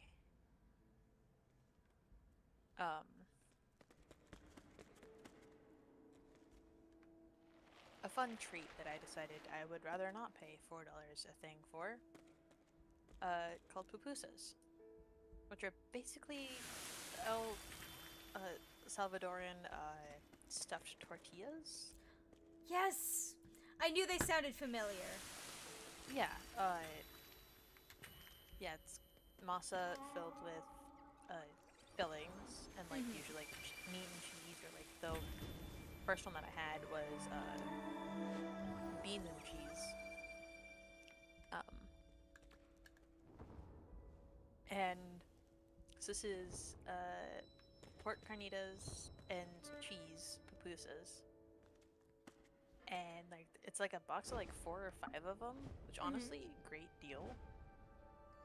And then I walk down the like snack aisle, and there is, okay, they got crazy flavors, but dill pickle has been one of the most persistent lately. It just is one of the most persistent like snack flavors. To be fair, it's still pickle. Yeah. But there was dill pickle popcorn, and then Kansas City barbecue popcorn. I did try dill pickle popcorn once. It wasn't the weirdest taste. Not my personal favorite, but not the weirdest thing I've eaten. Yeah, I'm gonna give the pickle ones a try later, but I got the barbecue ones. It was pretty good. Hell yeah. Oh, I recently and my coworker tried... is joking that I have her breakfast because I also ate popcorn today. I tried takoyaki for the first time. Oh, how was it? I gotta say, I wasn't a fan of how doughy, like, the inside was, like, how wet, but, like, not bad. I'm not usually the biggest fan of the sort of, seafood springiness, but I liked it, honestly.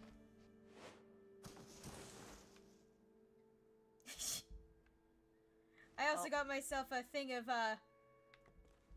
the karaage chicken, like Japanese fried chicken. So good. Yeah.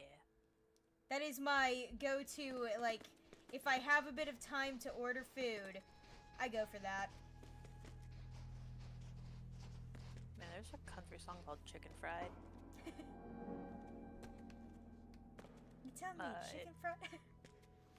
You tell me a chicken fried this rice? Yeah. Yeah. It's just, like typical country songs, like, you need a little bit chicken fried, cold beer on a Friday night. Yeah. Just a feel-good song, I guess. Yeah. But yeah. Chicken. Chicken. And my dad came in to ask me if I had eaten yet, and I was like, I had a snack. Technically true. more than I've eaten all day, honestly. Because I had a surprise meeting that I had forgotten about.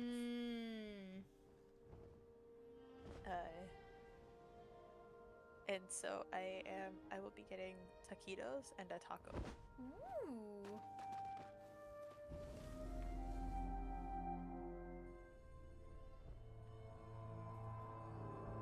And he made salsa today, so it smells kind of like a roasted jalapeno in my house a little bit. I still have the jalapeno chips I bought like last week.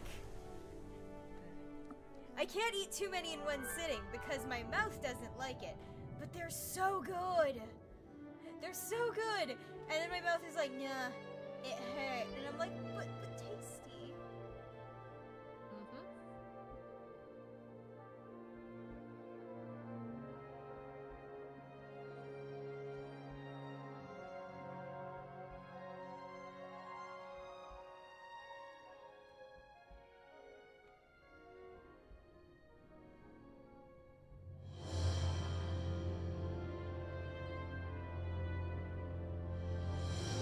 Watching a bit of like I keep seeing it. I saw it recommended to me via like Etsy Charms, and then I saw like a video on it on YouTube. But Alien Stage. I keep Kika Goods has Alien Stage stuff now, and I don't know what it is, but I know it's like an anime or something. It's not an anime. It's a series of music videos with a side thing of interviews and comics and stuff, and it's about humans, like, after aliens have, like, taken over, and aliens are keeping humans as pets, and they're putting their humans into singing competitions, where it seems the loser gets killed.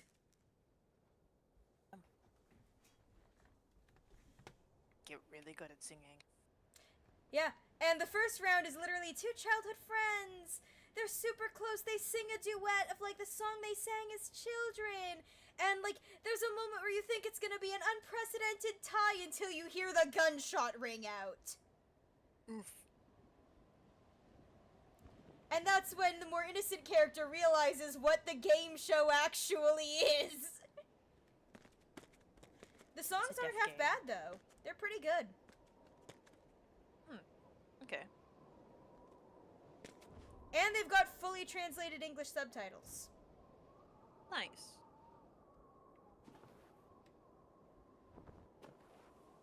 I can send you the doc if you're curious. There is a doc about it. Like, so you want to get into Alien Stage? Ooh, yes.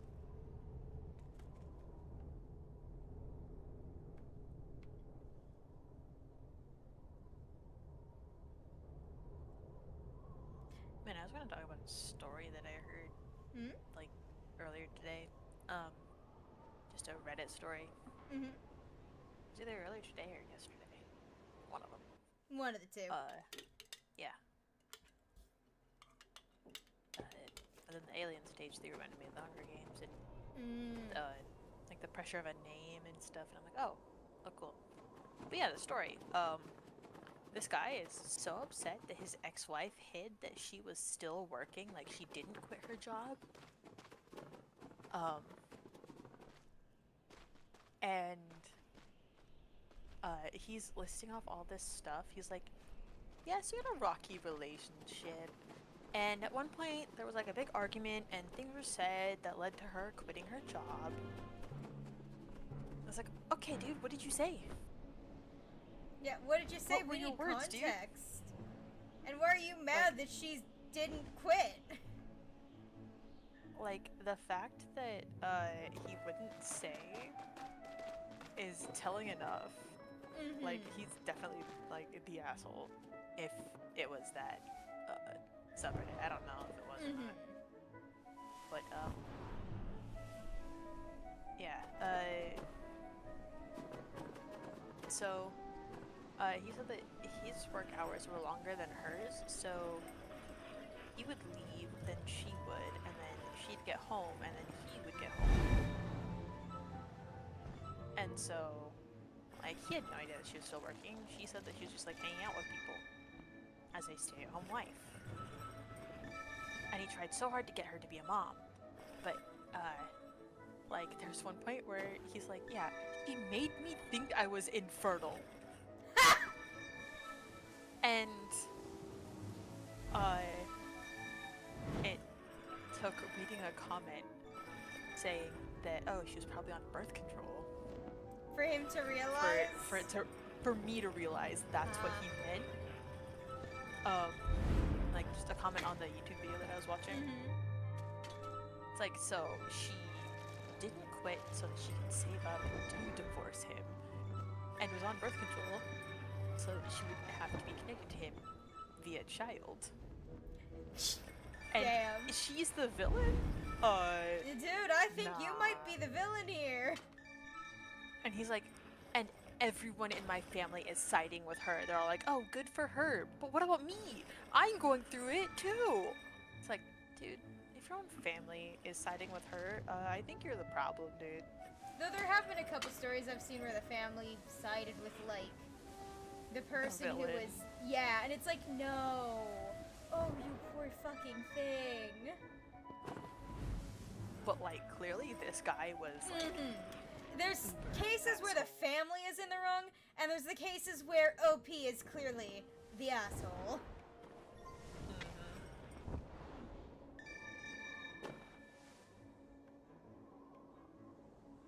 Like, he seemed so upset that she wasn't absolutely bending to his every whim. Oh, and I'm like... Sir, you are a walking red flag. Dude, you didn't want a wife, you wanted a slave to have your kids. Like, I keep coming across the same Reddit story about this, like, this woman who had either a sister or a sister-in-law, probably a sister, who's like, I don't want to raise my kids. You have to be a babysitter. It's so hard being a mom. And then it's like yeah, I'm gonna foster a kid. And it's like, why do you want to foster a kid? It's like, oh, I'm gonna foster one who's like 16 or 17 and who's so grateful to be adopted that they'll just be my live-in slave and babysitter. And then the person who was trying to foster a kid, like, gives OP's name to the, like, as basically her reference. And when OP says, yeah, no, she wants this kid to basically be free babysitting, the sister gets mad that she was basically told, no, you cannot foster a kid if that's why you want to foster a kid. Yeah, because they do have to take in, like with a job, you need references. They're going to take your references into account. And if the references tell them that this person is not going to treat this person properly, of course of course you're getting rejected. Yeah.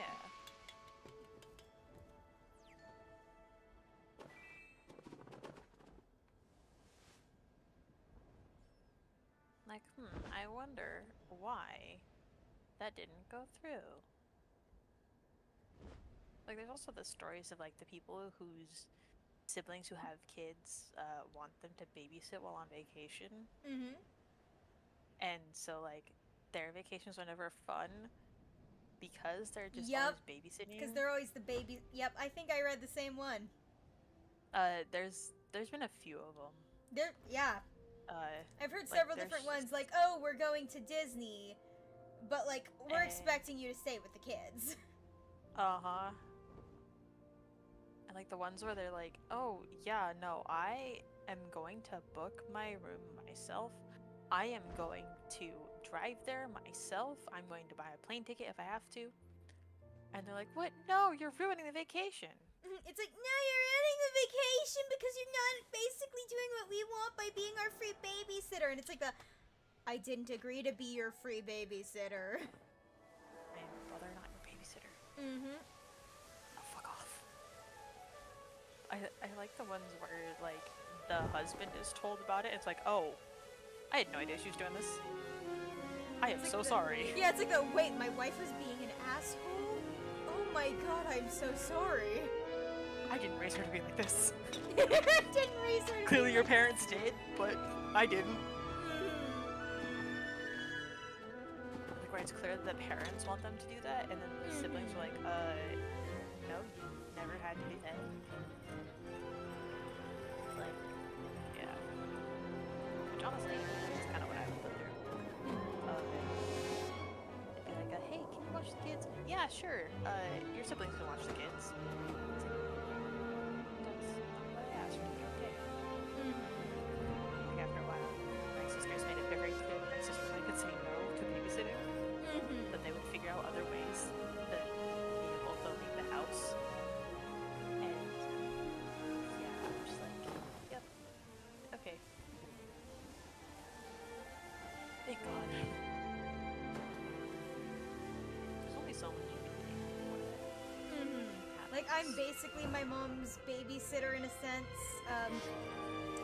And literally this morning, I went to bed at like 2 a.m.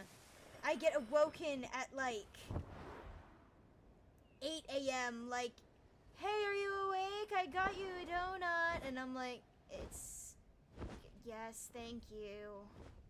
And then I get bothered multiple times, and when I finally get up, and I am in the middle of like brushing my hair and getting ready for the day, she walks into the bathroom with a only slightly opened can of pre-chopped veggies and the can opener, and she's like, I can't open it. Can you open it for me?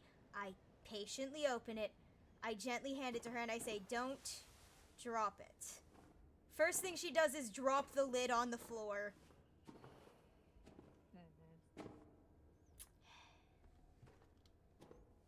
And they wonder why the next thing on my adulting list is finding a way to move out. Yeah, I wonder. It's like, oh, but you're the only one in the immediate family who lives there. And I'm like, so you expect me, someone who you've kept from having a relatively regular life, who has no job experience, you're expecting me to be able to support this one as a full-time caretaker while having a job?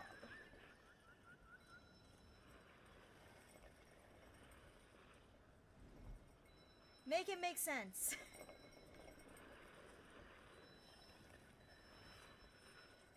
Yeah. I feel like at a certain point, there should just be some things where, like, you just have to go, no, I can't do this any longer. But also, like, you need to be stable enough to do that. Yup. Which is hard to do, because with the current job economy. And then it's like oh, but you, like, I literally had a call around dinner time, like last week. I was about to go make dinner. I get a phone call. It lasts 45 minutes. A good half of which is my grandmother demanding a house tour, and then demanding to see her room, which is the guest room here that I technically want to repurpose into something I can actually use, because it's not even got its own door, and one of the walls is shared with the living room. And she'll get mad if I move anything, even though she doesn't live here. It's like, hey, swap places, and then you can have a say. Then you can have a say. And then it's like the proceeds for 15 minutes, demanding that I get a job within the next 2 months. Reminding me of how old she is and how she's gonna perish soon. And saying, just go in and give your name. They'll definitely consider you if you go in and give your name. That's how getting a job works. I would suggest online classes, to do like some sort of trade at least. That's what I've been considering. I'm trying to find one that I can feasibly learn and be able to perform. Yeah, and then just explain, hey, this is my first ever job. I just got out of training. So like I have my certificate or whatever. Mm-hmm. And just go. I need the experience. Mm-hmm. And the funny thing is, they're like, oh no, you have to get a job to support the family, and it's like but I don't have prior job experience. All my classmates have at least, like, had summer jobs or, like, volunteering experience.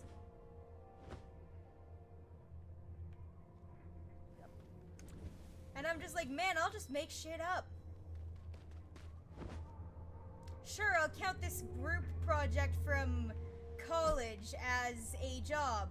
I'll say I was art lead. Sure, that'll work. Yeah. One of my sisters is going through classes to get a better job. Mm-hmm.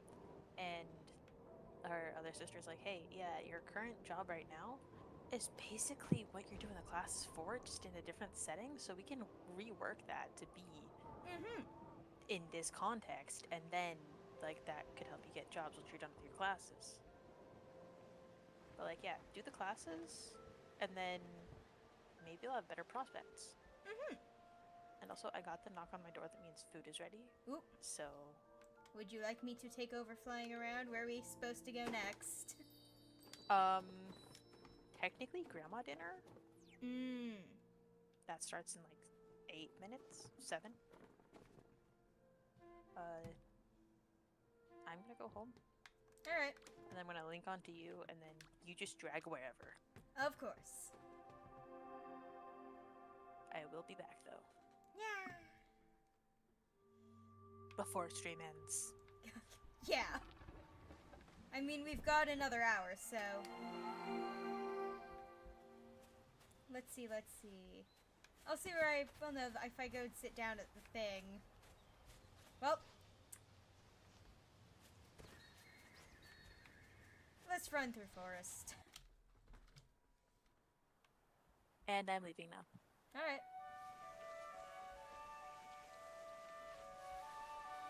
How's your night, chat?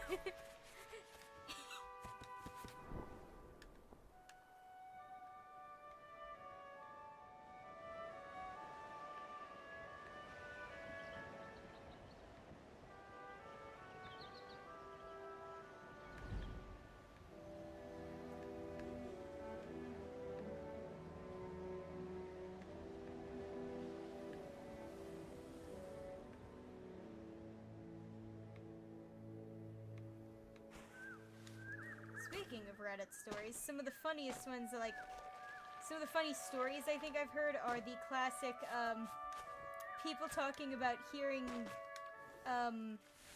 gamers, like, hang up, like the kind of hilarity you hear over open mic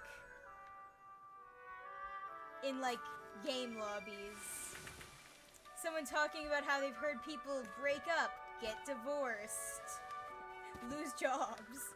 And it's just like yeah, anyways, guys, can you do this?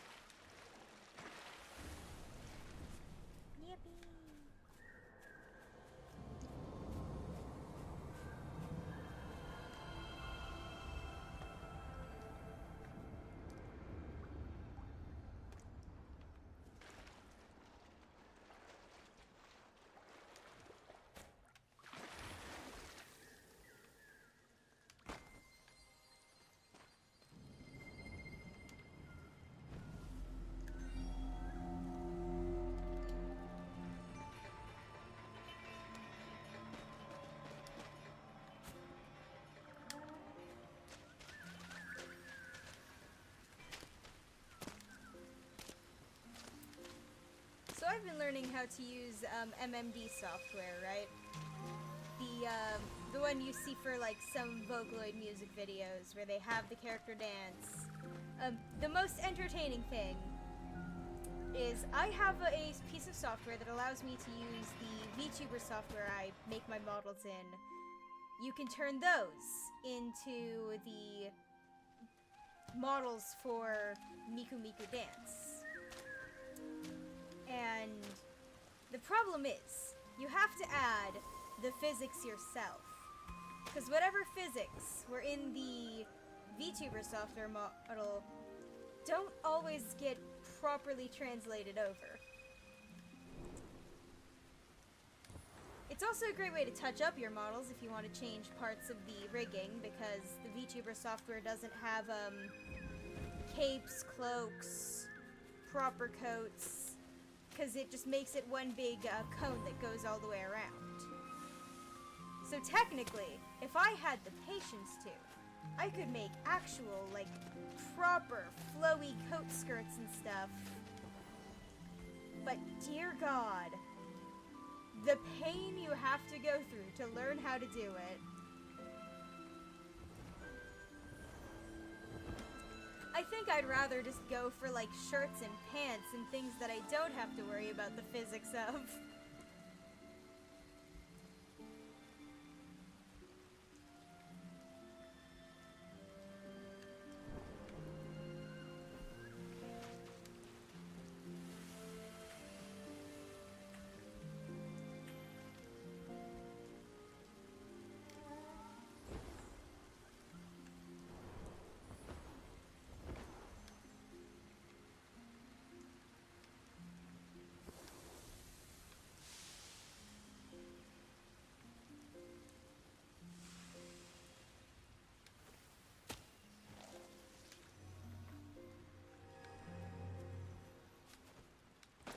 Another fun thing, once you learn MMD, you start getting ideas. Have I come up with 12 different ideas of how I could use the software to make, like, fantastically edited things, then had to remind myself my skill set was nowhere near powerful enough for that? Multiple times already this week.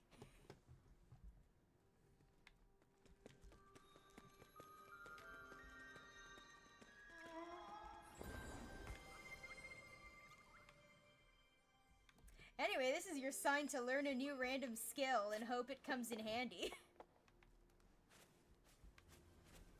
Now, did anyone place a outfit changing thing anywhere nearby? I highly doubt it.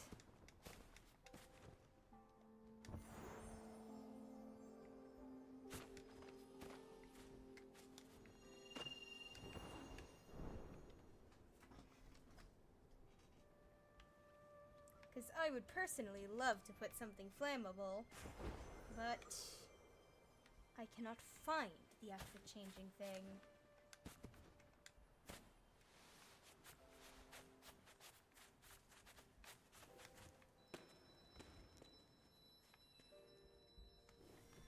Anyway.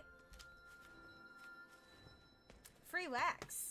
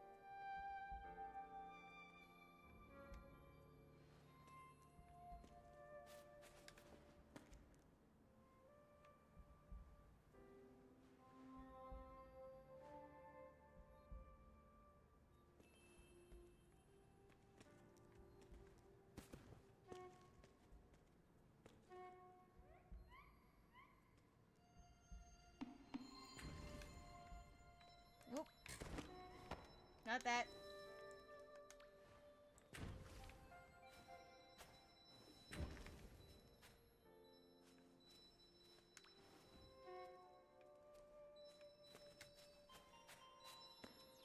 Oop, I dropped ferret. Oh no.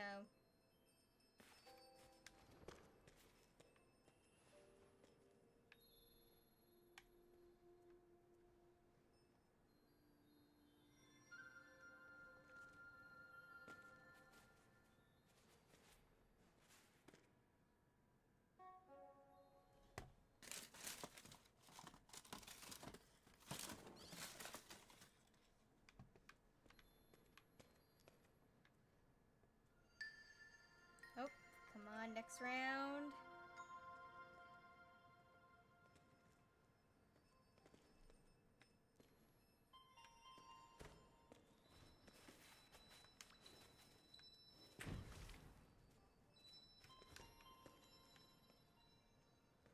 Yippee!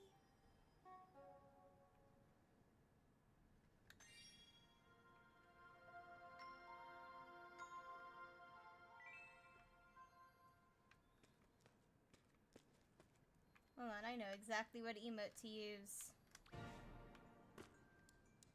Perfect. Spoon.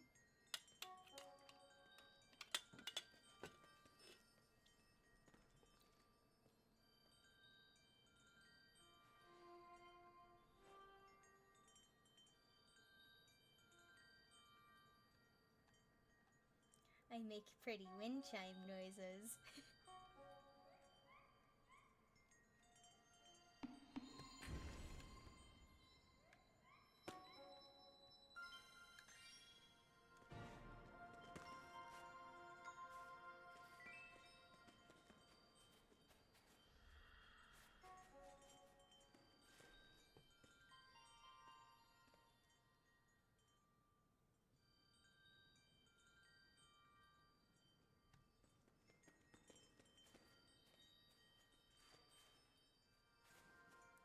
Spoon.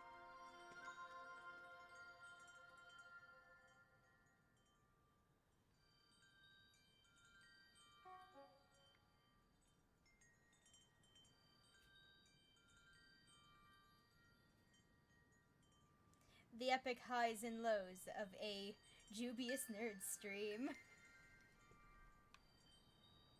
It's high energy rambling, or just the low energy silence.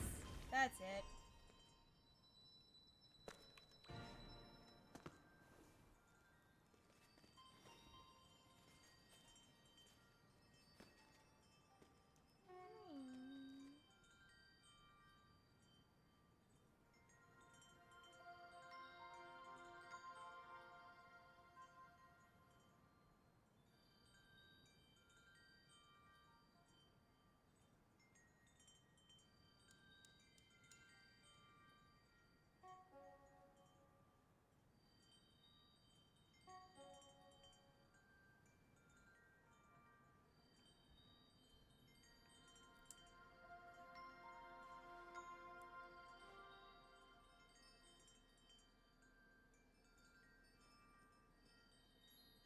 I forget how long Grandma dinner runs. Oh, there's still another round. It's fine. Yippee!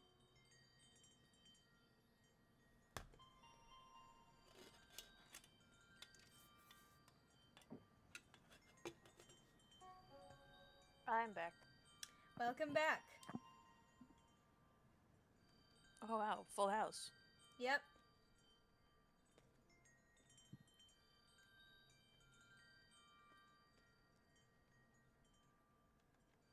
Just been sitting, spinning, and occasionally chatting. Yeah, so I just had a couple of taquitos, like beef taquitos. Mm-hmm. And some new tacos that they were selling at Costco. They're like pre-made tacos. With the tortillas are lined with cheese, and then stuffed with the like shredded chicken stuff that's more like nearly ground chicken. Hmm. That's just really fine. If they were crispier, I would have liked them a little better, but also if the cheese wasn't so heavy. Mm-hmm. But yeah, otherwise pretty good.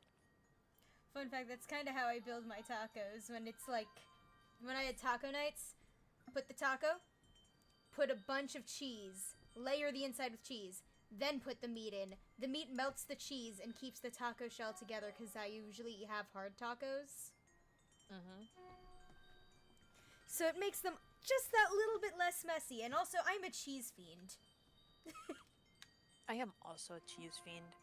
And I just did that with the street tacos we had the other day. Mm-hmm. And yeah, it's pretty effective at keeping it together. Mm-hmm. It's like glue. Mm-hmm. Except edible and yummy. Mm-hmm.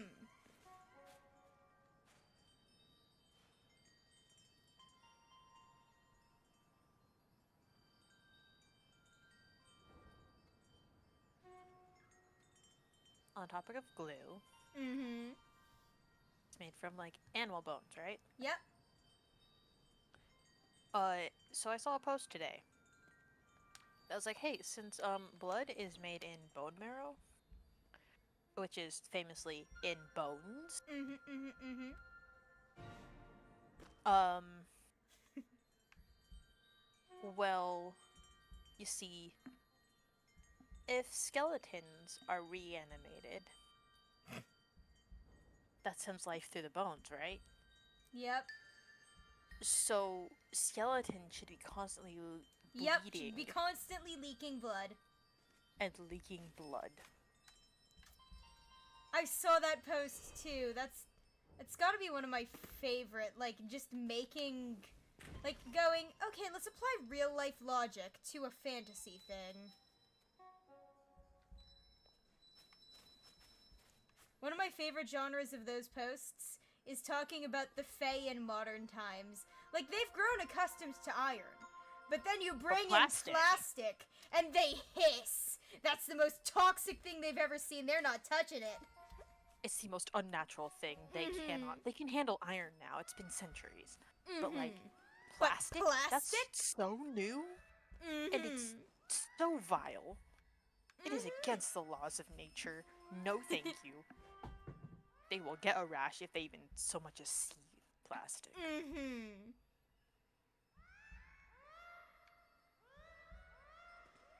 I also like the idea that of like when people talk about the vampire boyfriend and then they're like, ah yes, me when I'm mad at my vampire boyfriend puts on silver jewelry. Babe, please. They're Italian. Just talk to me. Just talk to me.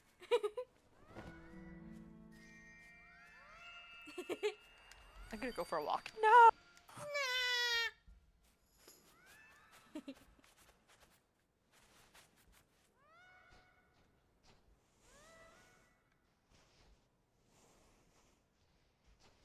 One of my favorite posts about fantasy creatures has to be the one where they talk about deep sea mermaids. And they're like, technically, they're really, like, you'd have the tropical ones, which are like probably closer to your classic, like, shiny, pretty mermaids. But then, like, if you're talking about genuine sea mermaids, they'd be much larger, a lot more blubber and fat, so they can resist the cold. And it'd still make you hallucinate, though. They'd still make you hallucinate, but they would look awesome. Mm-hmm.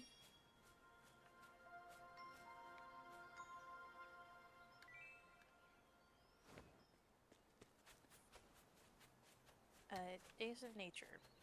Yep, we gotta do those. I also gotta turn in these candles. Yippee!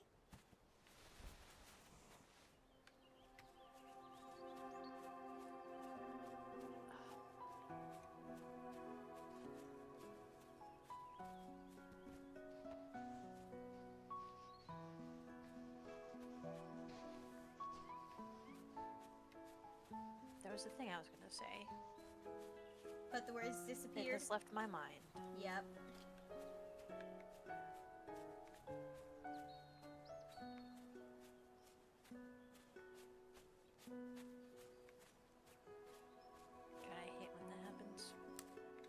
It happens to me so often, and I despise it. It's just like I had an idea, but it's gone.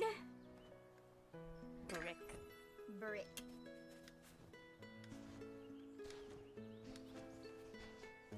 Oh yeah, I recently saw this one pigeon show up on my YouTube Shorts feed again, and he's the funniest fucking pigeon. Like, literally does the about like broccoli. He fucking loves broccoli. Man, this pigeon just loves broccoli. Give him your broccoli. He demands it.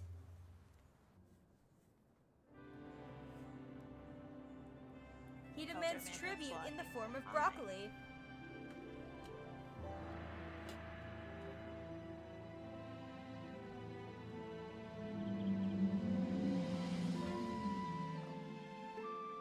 I am riding on the manta. Ooh. Elder manta. Like our big friend. Yippee!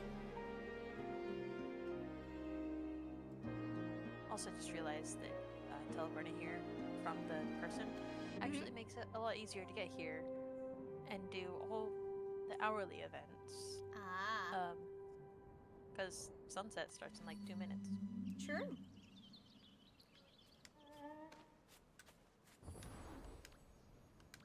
Let me just stop. Hello. Hello.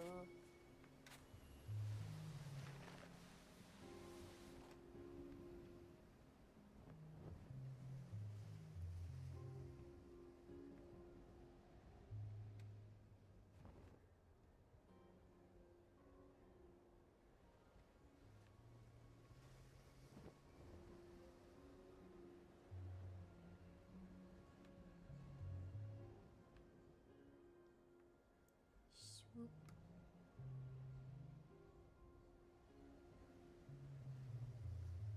It seems like the cleanup spot changes. Huh. Because where the campfire thing was yesterday, it is not today. Yes, they probably move it. Just to be a little less predictable.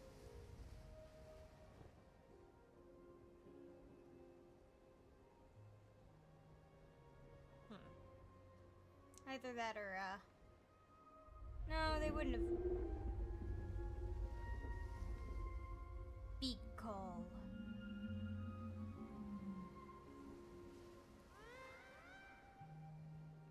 Horrible.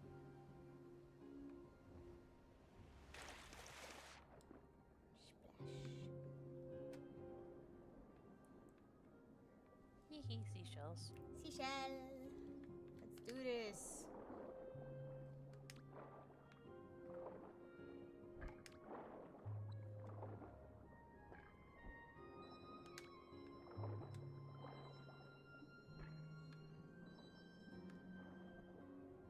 There's one across the ravine here.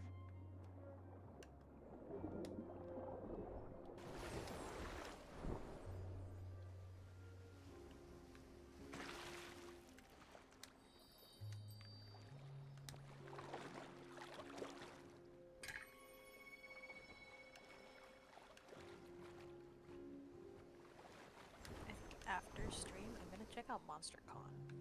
Ooh. So I got that one. Mm-hmm. And the DLC that lets you play as Milo, Ooh. a favorite NB Reaper.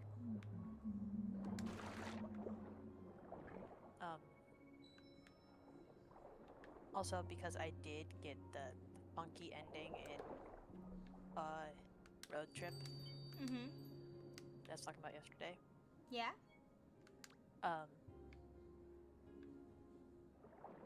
Yeah, it's certainly something. So you're not meant to go past week 8. Mm. But if you somehow do, then like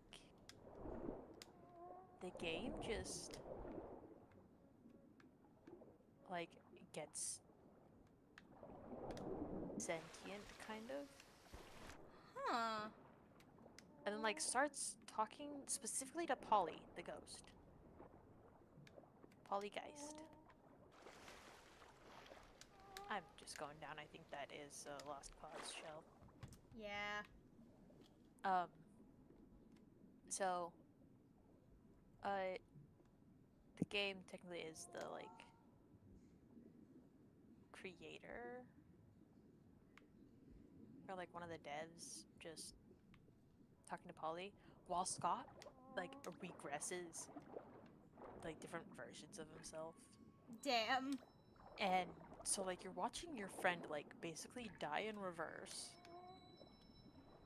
And then your other friend is having, like, an existential crisis because what the hell? This shadowy figure is talking to her.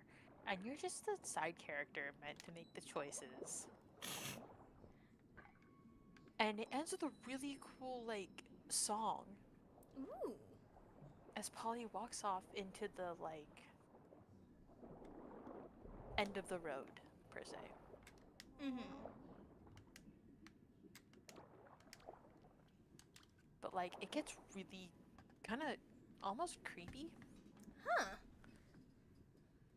Like, sure, some of these bits are a little creepy, and if you don't know Sadie, Sadie the pizza delivery ghost, or ghoul or whatever, she is literally working, like, every job in existence. Damn. Also, keep talking. I'm just gonna go quick grab some water. So, she's usually there, like, when you stay at a motel or go to a diner and stuff. But she's not. She's nowhere to be seen. No one is anywhere to be seen. Like, there is nobody. And you're just stopping at a hotel, and then weird sequences play out, and then, hey, why didn't you stop at the motel? Like, we didn't stop. Like, oh, yeah, no, it just seemed creepy. Yeah, sure, that works. And it just gets very almost meta, but also, like, glitchy on purpose. I took so many screenshots because I don't have screen recording. Man, if I did, I would have just been recording the entire thing. God, what a mood. You can just slip real fast through them. That is a hell of an ending, though. Yeah. Like, a really pretty song, cool imagery of Polly just walking, like, it just zooms out on Polly. Like, it's so cool. Like, I love these games. Mm-hmm. And the fact that there's a little, like, collector corner where you can, like, there's a little gotcha machine to get things that you might not have seen before. To get points for the different runs you go through and the different things, and also there's a thing here. Yep. And so, like, I've got a whole bunch of, like, different art and stuff. Like, you can get concept art from these things. Ooh. And yeah, it's just fun. Hold on, I'm missing the ring light back there. Oh. Yeah. Like, also, it's one of those games where, like, you can invite anybody in your Steam friends list to play, and they, like, as long as you have the game, they can play too? then you can invite anybody. Mm-hmm. Yeah. So, like, y'all don't have to, you don't have to buy it in order to play it with me. Hell yeah. Because multiplayer is a different experience. Mm-hmm. I imagine it would be. I played multiplayer Monster Prom a few years ago. I think we all did one once. No.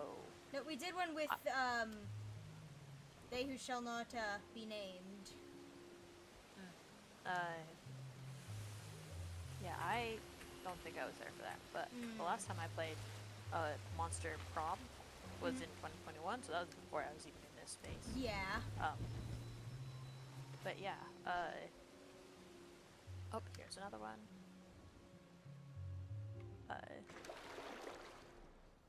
Like, it's definitely different. For multiplayer. So I kind of want to see what the other two are like, or the other three, because, yeah. I haven't played any of the others multiplayer yet. Most games that have a multiplayer that are mainly single player are so interesting when you get to try them in, the multiplayer version.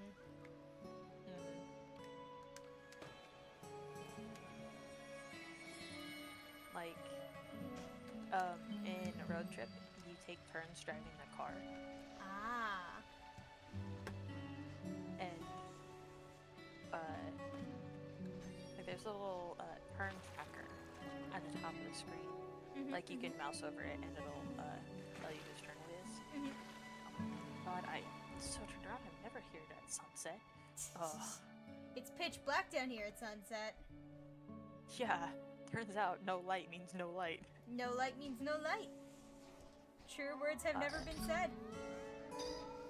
Yeah, and then, like, only one person can do a thing in the, like, rest area at a time. So, like, somebody can talk to a hitchhiker while somebody else can go plan out a thing, except the car is, like, the only way that you can get more than one person in a single thing at a time in that, rest area. But, like, if you talk to people, like, so you can talk to either Scott or Polly to, like, get boons for just in general. Who the fuck? I don't even know. Was it the instant pop? No. My phone is ringing with a, I've got, apparently, this, contact, but I don't know who it is. Like, it's probably a business or something. But, like, so you can talk to Polly and Scott, or Polly or Scott, and, like, further your friendship with them, but also, like, get boons for the week. And then you can talk to hitchhikers, which also give you, a little stat thing for the week. And each time you talk to them, it, like, reinforces that. So, like, somebody who does plus hype minus money or whatever will continue to do plus hype minus money after the next time you talk to them, but if you don't talk to them, then it won't, but they're still in your car. Or you can switch hitchhikers. You can drop them off at the bus stop, pick up other people, and yeah, that's, like, the most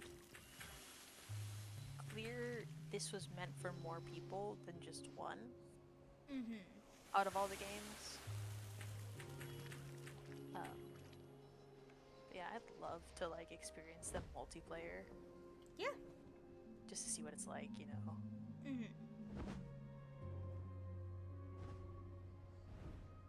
Whoa. We went through the ground again. Oh. I spent all that time romancing the fish guy only to realize that I have gotten the end of the road ending and he disappears. No! That's the second time. The first time I died because my, like, stamina got low. Once you hit 0 and beyond, you die. Like, oh, you perished in the desert. Like, thanks. Oh, hold on. I think I missed the one over on that mountain. Probably. Yep, I'm seeing the little beams of light.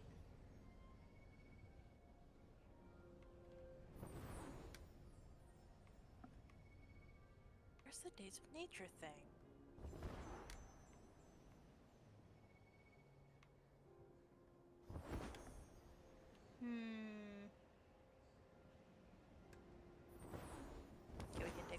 stop here at one of the islands. Well, I looked this up.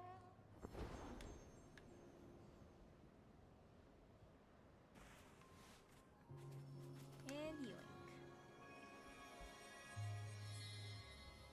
Imagine we came over this way and it's all the way on the other side.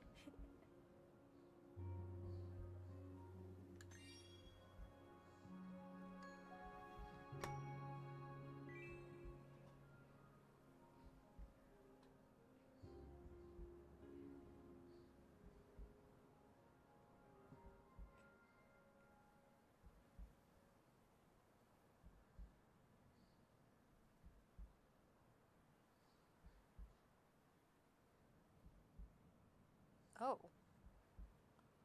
Hold on. Nope, that was a different thing. Last year.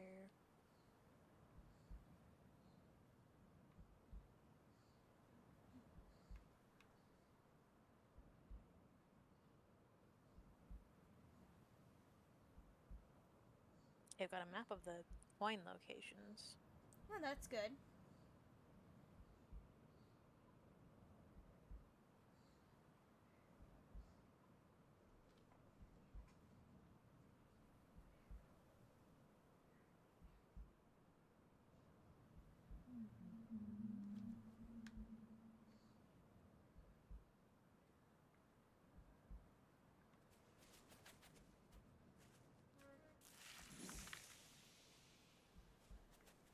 Oh, he's...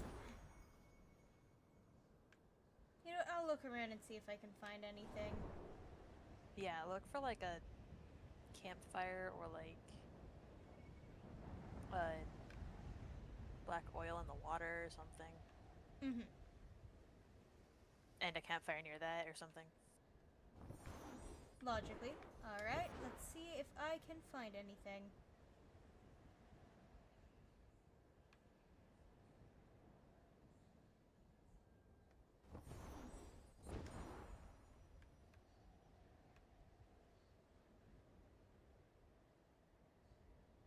Ah! It's here. Oh. Yep, there we are. Okay.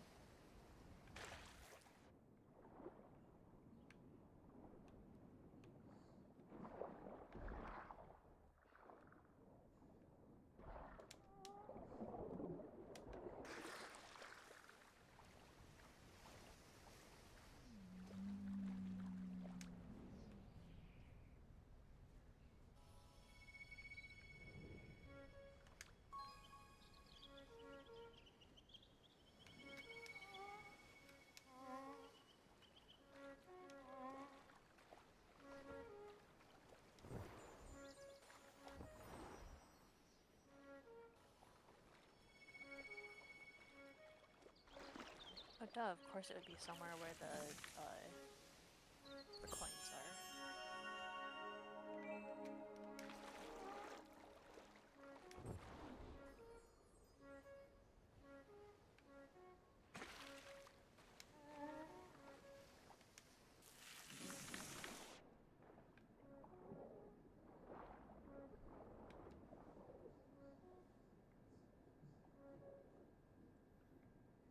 Okay, because there's like a map of all the coins. Mm-hmm. And, of course, the activities would be around where they are. Yep.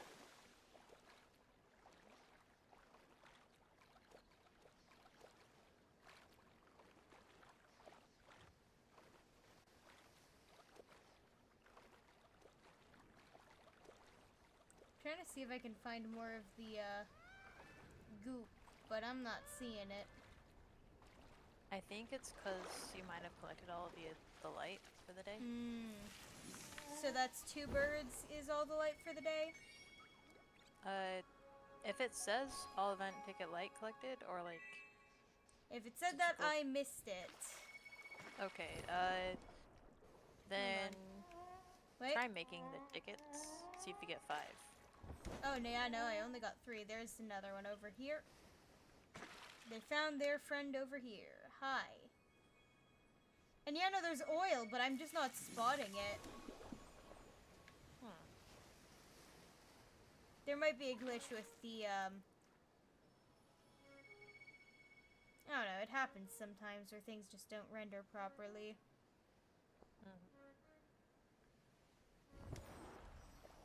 I am a sponge.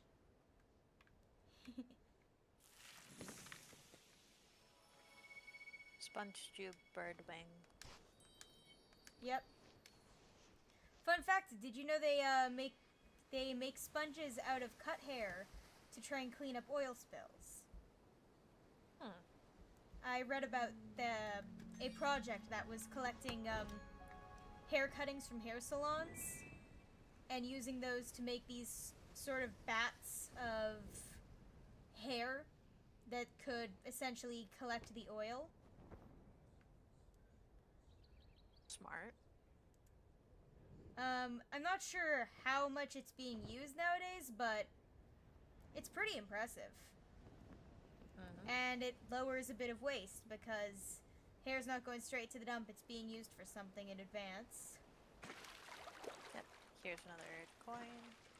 Yoink.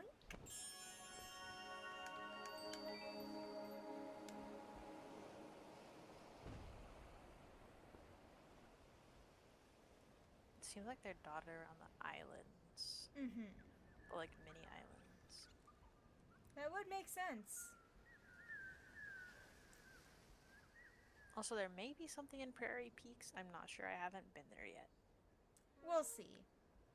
They change where it is every year. Yeah. I just saw it.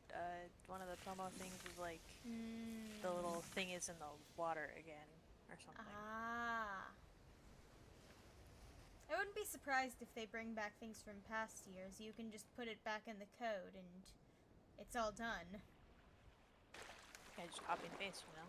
Yeah.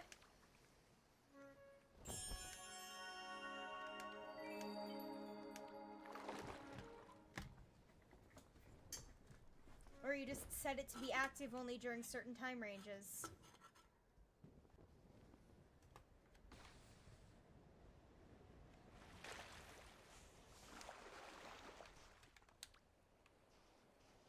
Of course these are along the shoreline, they're shells. Yeah.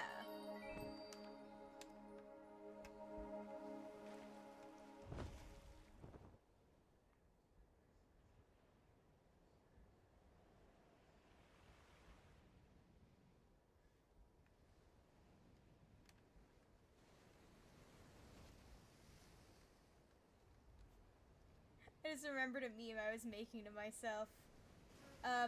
What I expected versus what I got. Infinity Nikki. What I expected. Animal Crossing, but with dress up. What I got. I think I put like, I forget what I mentally put there, but I think I put like Homura from Madoka Magica, but with pink hair and Dark Souls.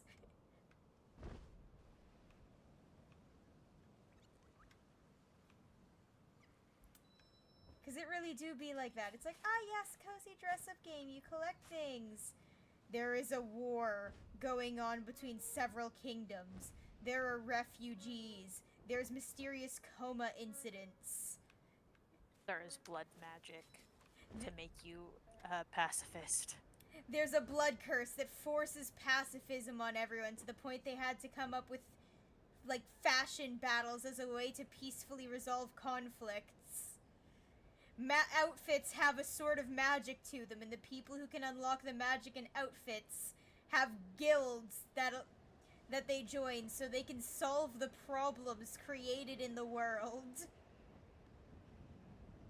Creatures from the abyss, made of darkness and despair, frequently enter the world and cause problems, to the point that one of the things stylists are known for is getting rid of these things.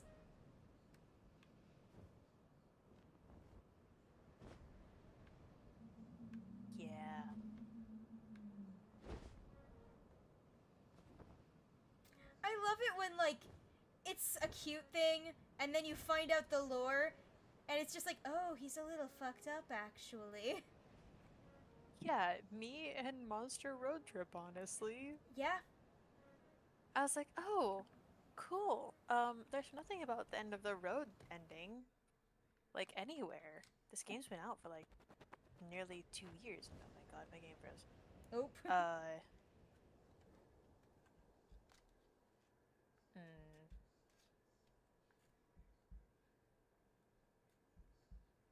hold on. Oh, Oh. my game crashed. And I got Game disconnected. crashed. Yippee! Yeah, I think the game just decided to crash on us. I will It's like, wait oh yeah, on this island for you. there's no mention of the end of the road ending. I wonder what this is. And someone's like, yeah, I have survived to like week 12. And I'm like, or like, I haven't been able to get to week 12 yet. I'm like, oh, okay. Week 12? So I just have to Okay. survive past 9, I guess? And then the game's telling me you shouldn't go past week 8. You're not meant to go past week 8. Yada, Yep. yada, yada. And then it's like, oh. Oh, this is creepy. I didn't expect there to be existential crises in my silly little road trip dating sim thing.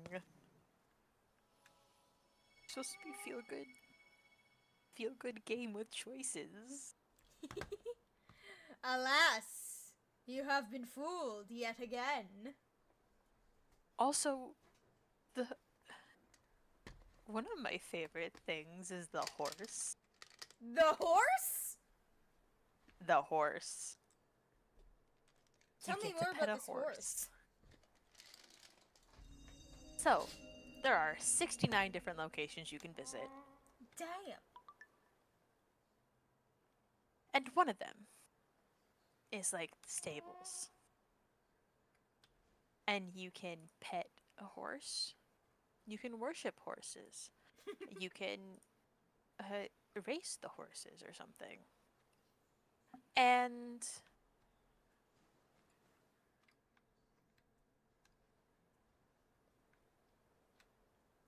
yeah. Um there oh yeah, you can be a horse whisperer, Mm-hmm. or you can just pet the horse. Uh or you can worship the horses. And you just you look into the horse's eyes, and this horse is a monster. This horse is murderous. Wants to commit tax fraud. And like is the most evil thing you've ever seen. And you have 3 options which grant you with different effects to your resources. And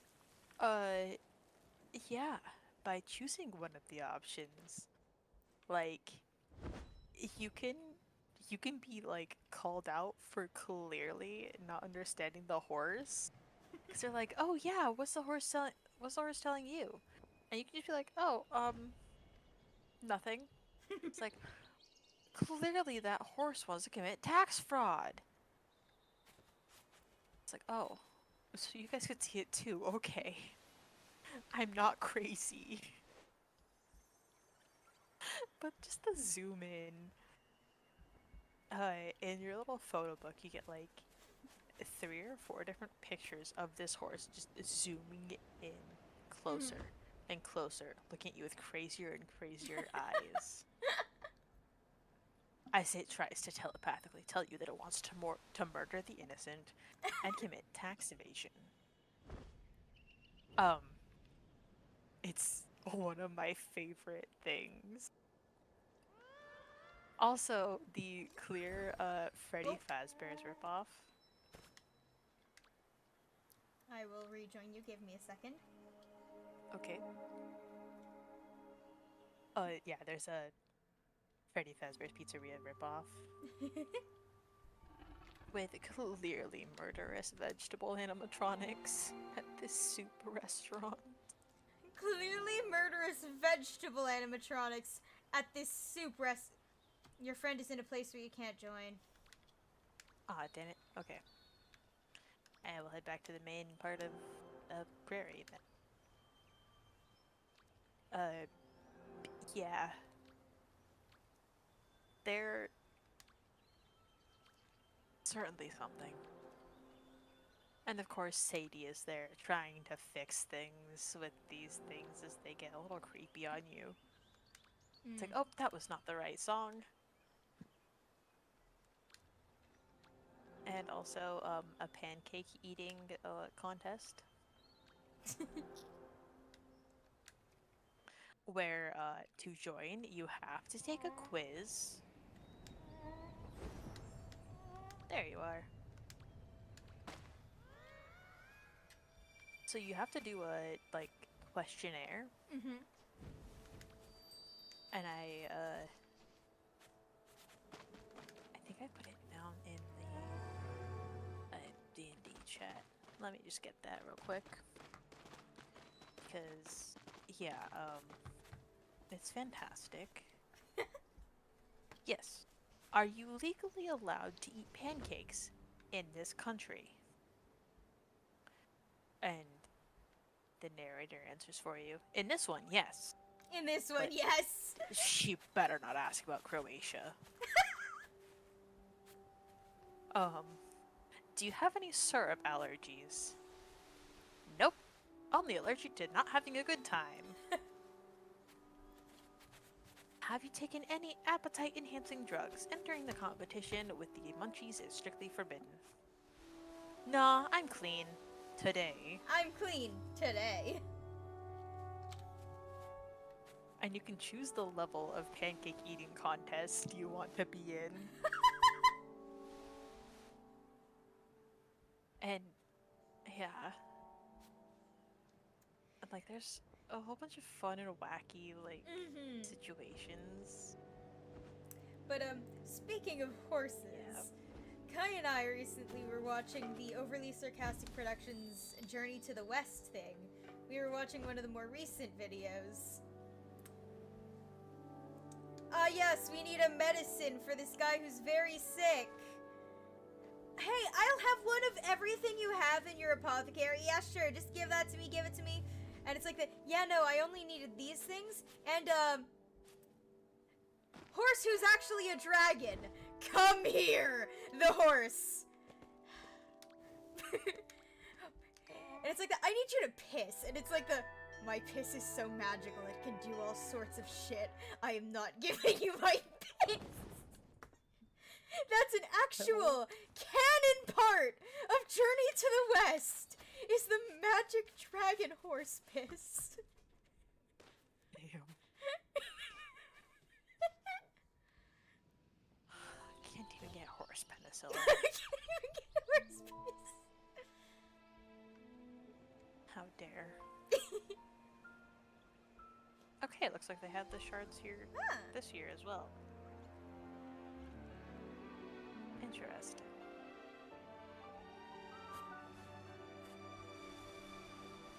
Also, there is a pet contest. Oh. In which you have Scott enter, because he's the goodest boy. Yes! For any viewers who don't know what Monster Prom is, which is probably most Scott is a werewolf. Yeah, he's a werewolf who has 0 brain cells. Yes, buff. Just the biggest himbo. Of course he's a good boy. He's the bestest boy. And you even get confirmation of that in one of the scenes. Because you get to talk to the like interdimensional space cube Scott. Because there is a mirage that's probably just a mirage, the location. It's like an oasis. And it's Oasis of 1,000 Scots. So you can choose to talk to either the cat maid Scott or Yes, with hello and everything. Oh! Um, or the interdimensional space cube Scott. And Scott asks a question. He's like, I just want to know, am I a good boy? He's like, yes, you've always been the best boy. Aww. He's like, oh yay! Just yippee! I am the best boy. So cute. I love him so much. Mm-hmm. Also, yeah, no wonder a big buff guy is my typical D&D character. No surprises there. Big buff idiot guy.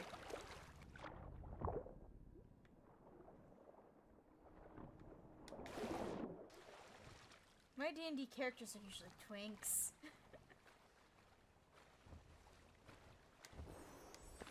I was having a conversation about Jimmy's solidarity the other day, and we came to the conclusion that he is, quote, bimbo in a twink body. Yeah.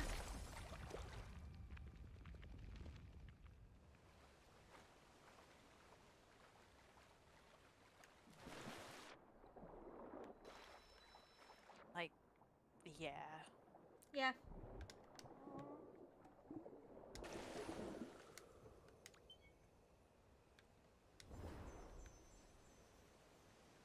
Also, one of my favorite parts about the Monster Problem series is just that they just keep having new monsters.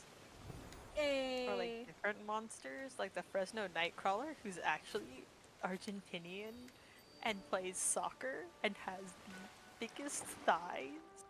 Yeah. Like the most toned thighs and really good calves, and hasn't played a game of soccer against anyone in years. Please pass him the ball. But- He is desperate.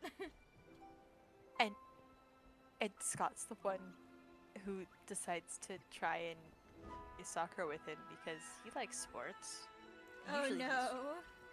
Usually he's doing football. Oh yeah, and Scott has cousins called the Wolfpack.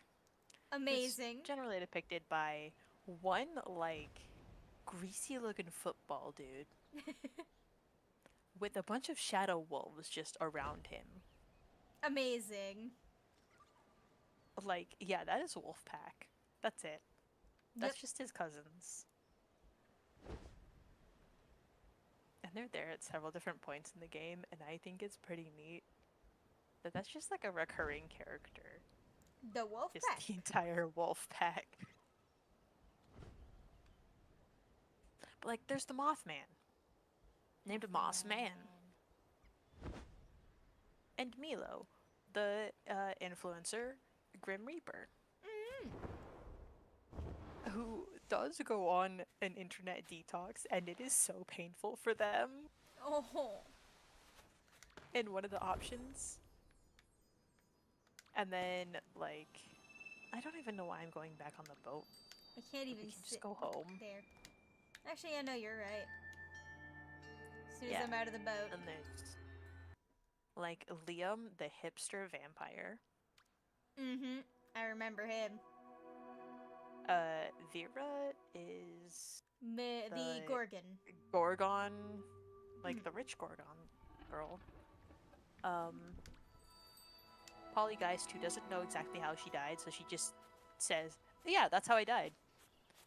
To like any story. That is the funniest joke, though. It is. It's the best one. It's just like, yeah, no! Like, it's like the jokes that amputees make, like, yeah, no, that's how I lost my leg. Mm-hmm. Like, Yeah. kid asks, hey, why do you not have your leg? I forgot to eat my vegetables. Yeah.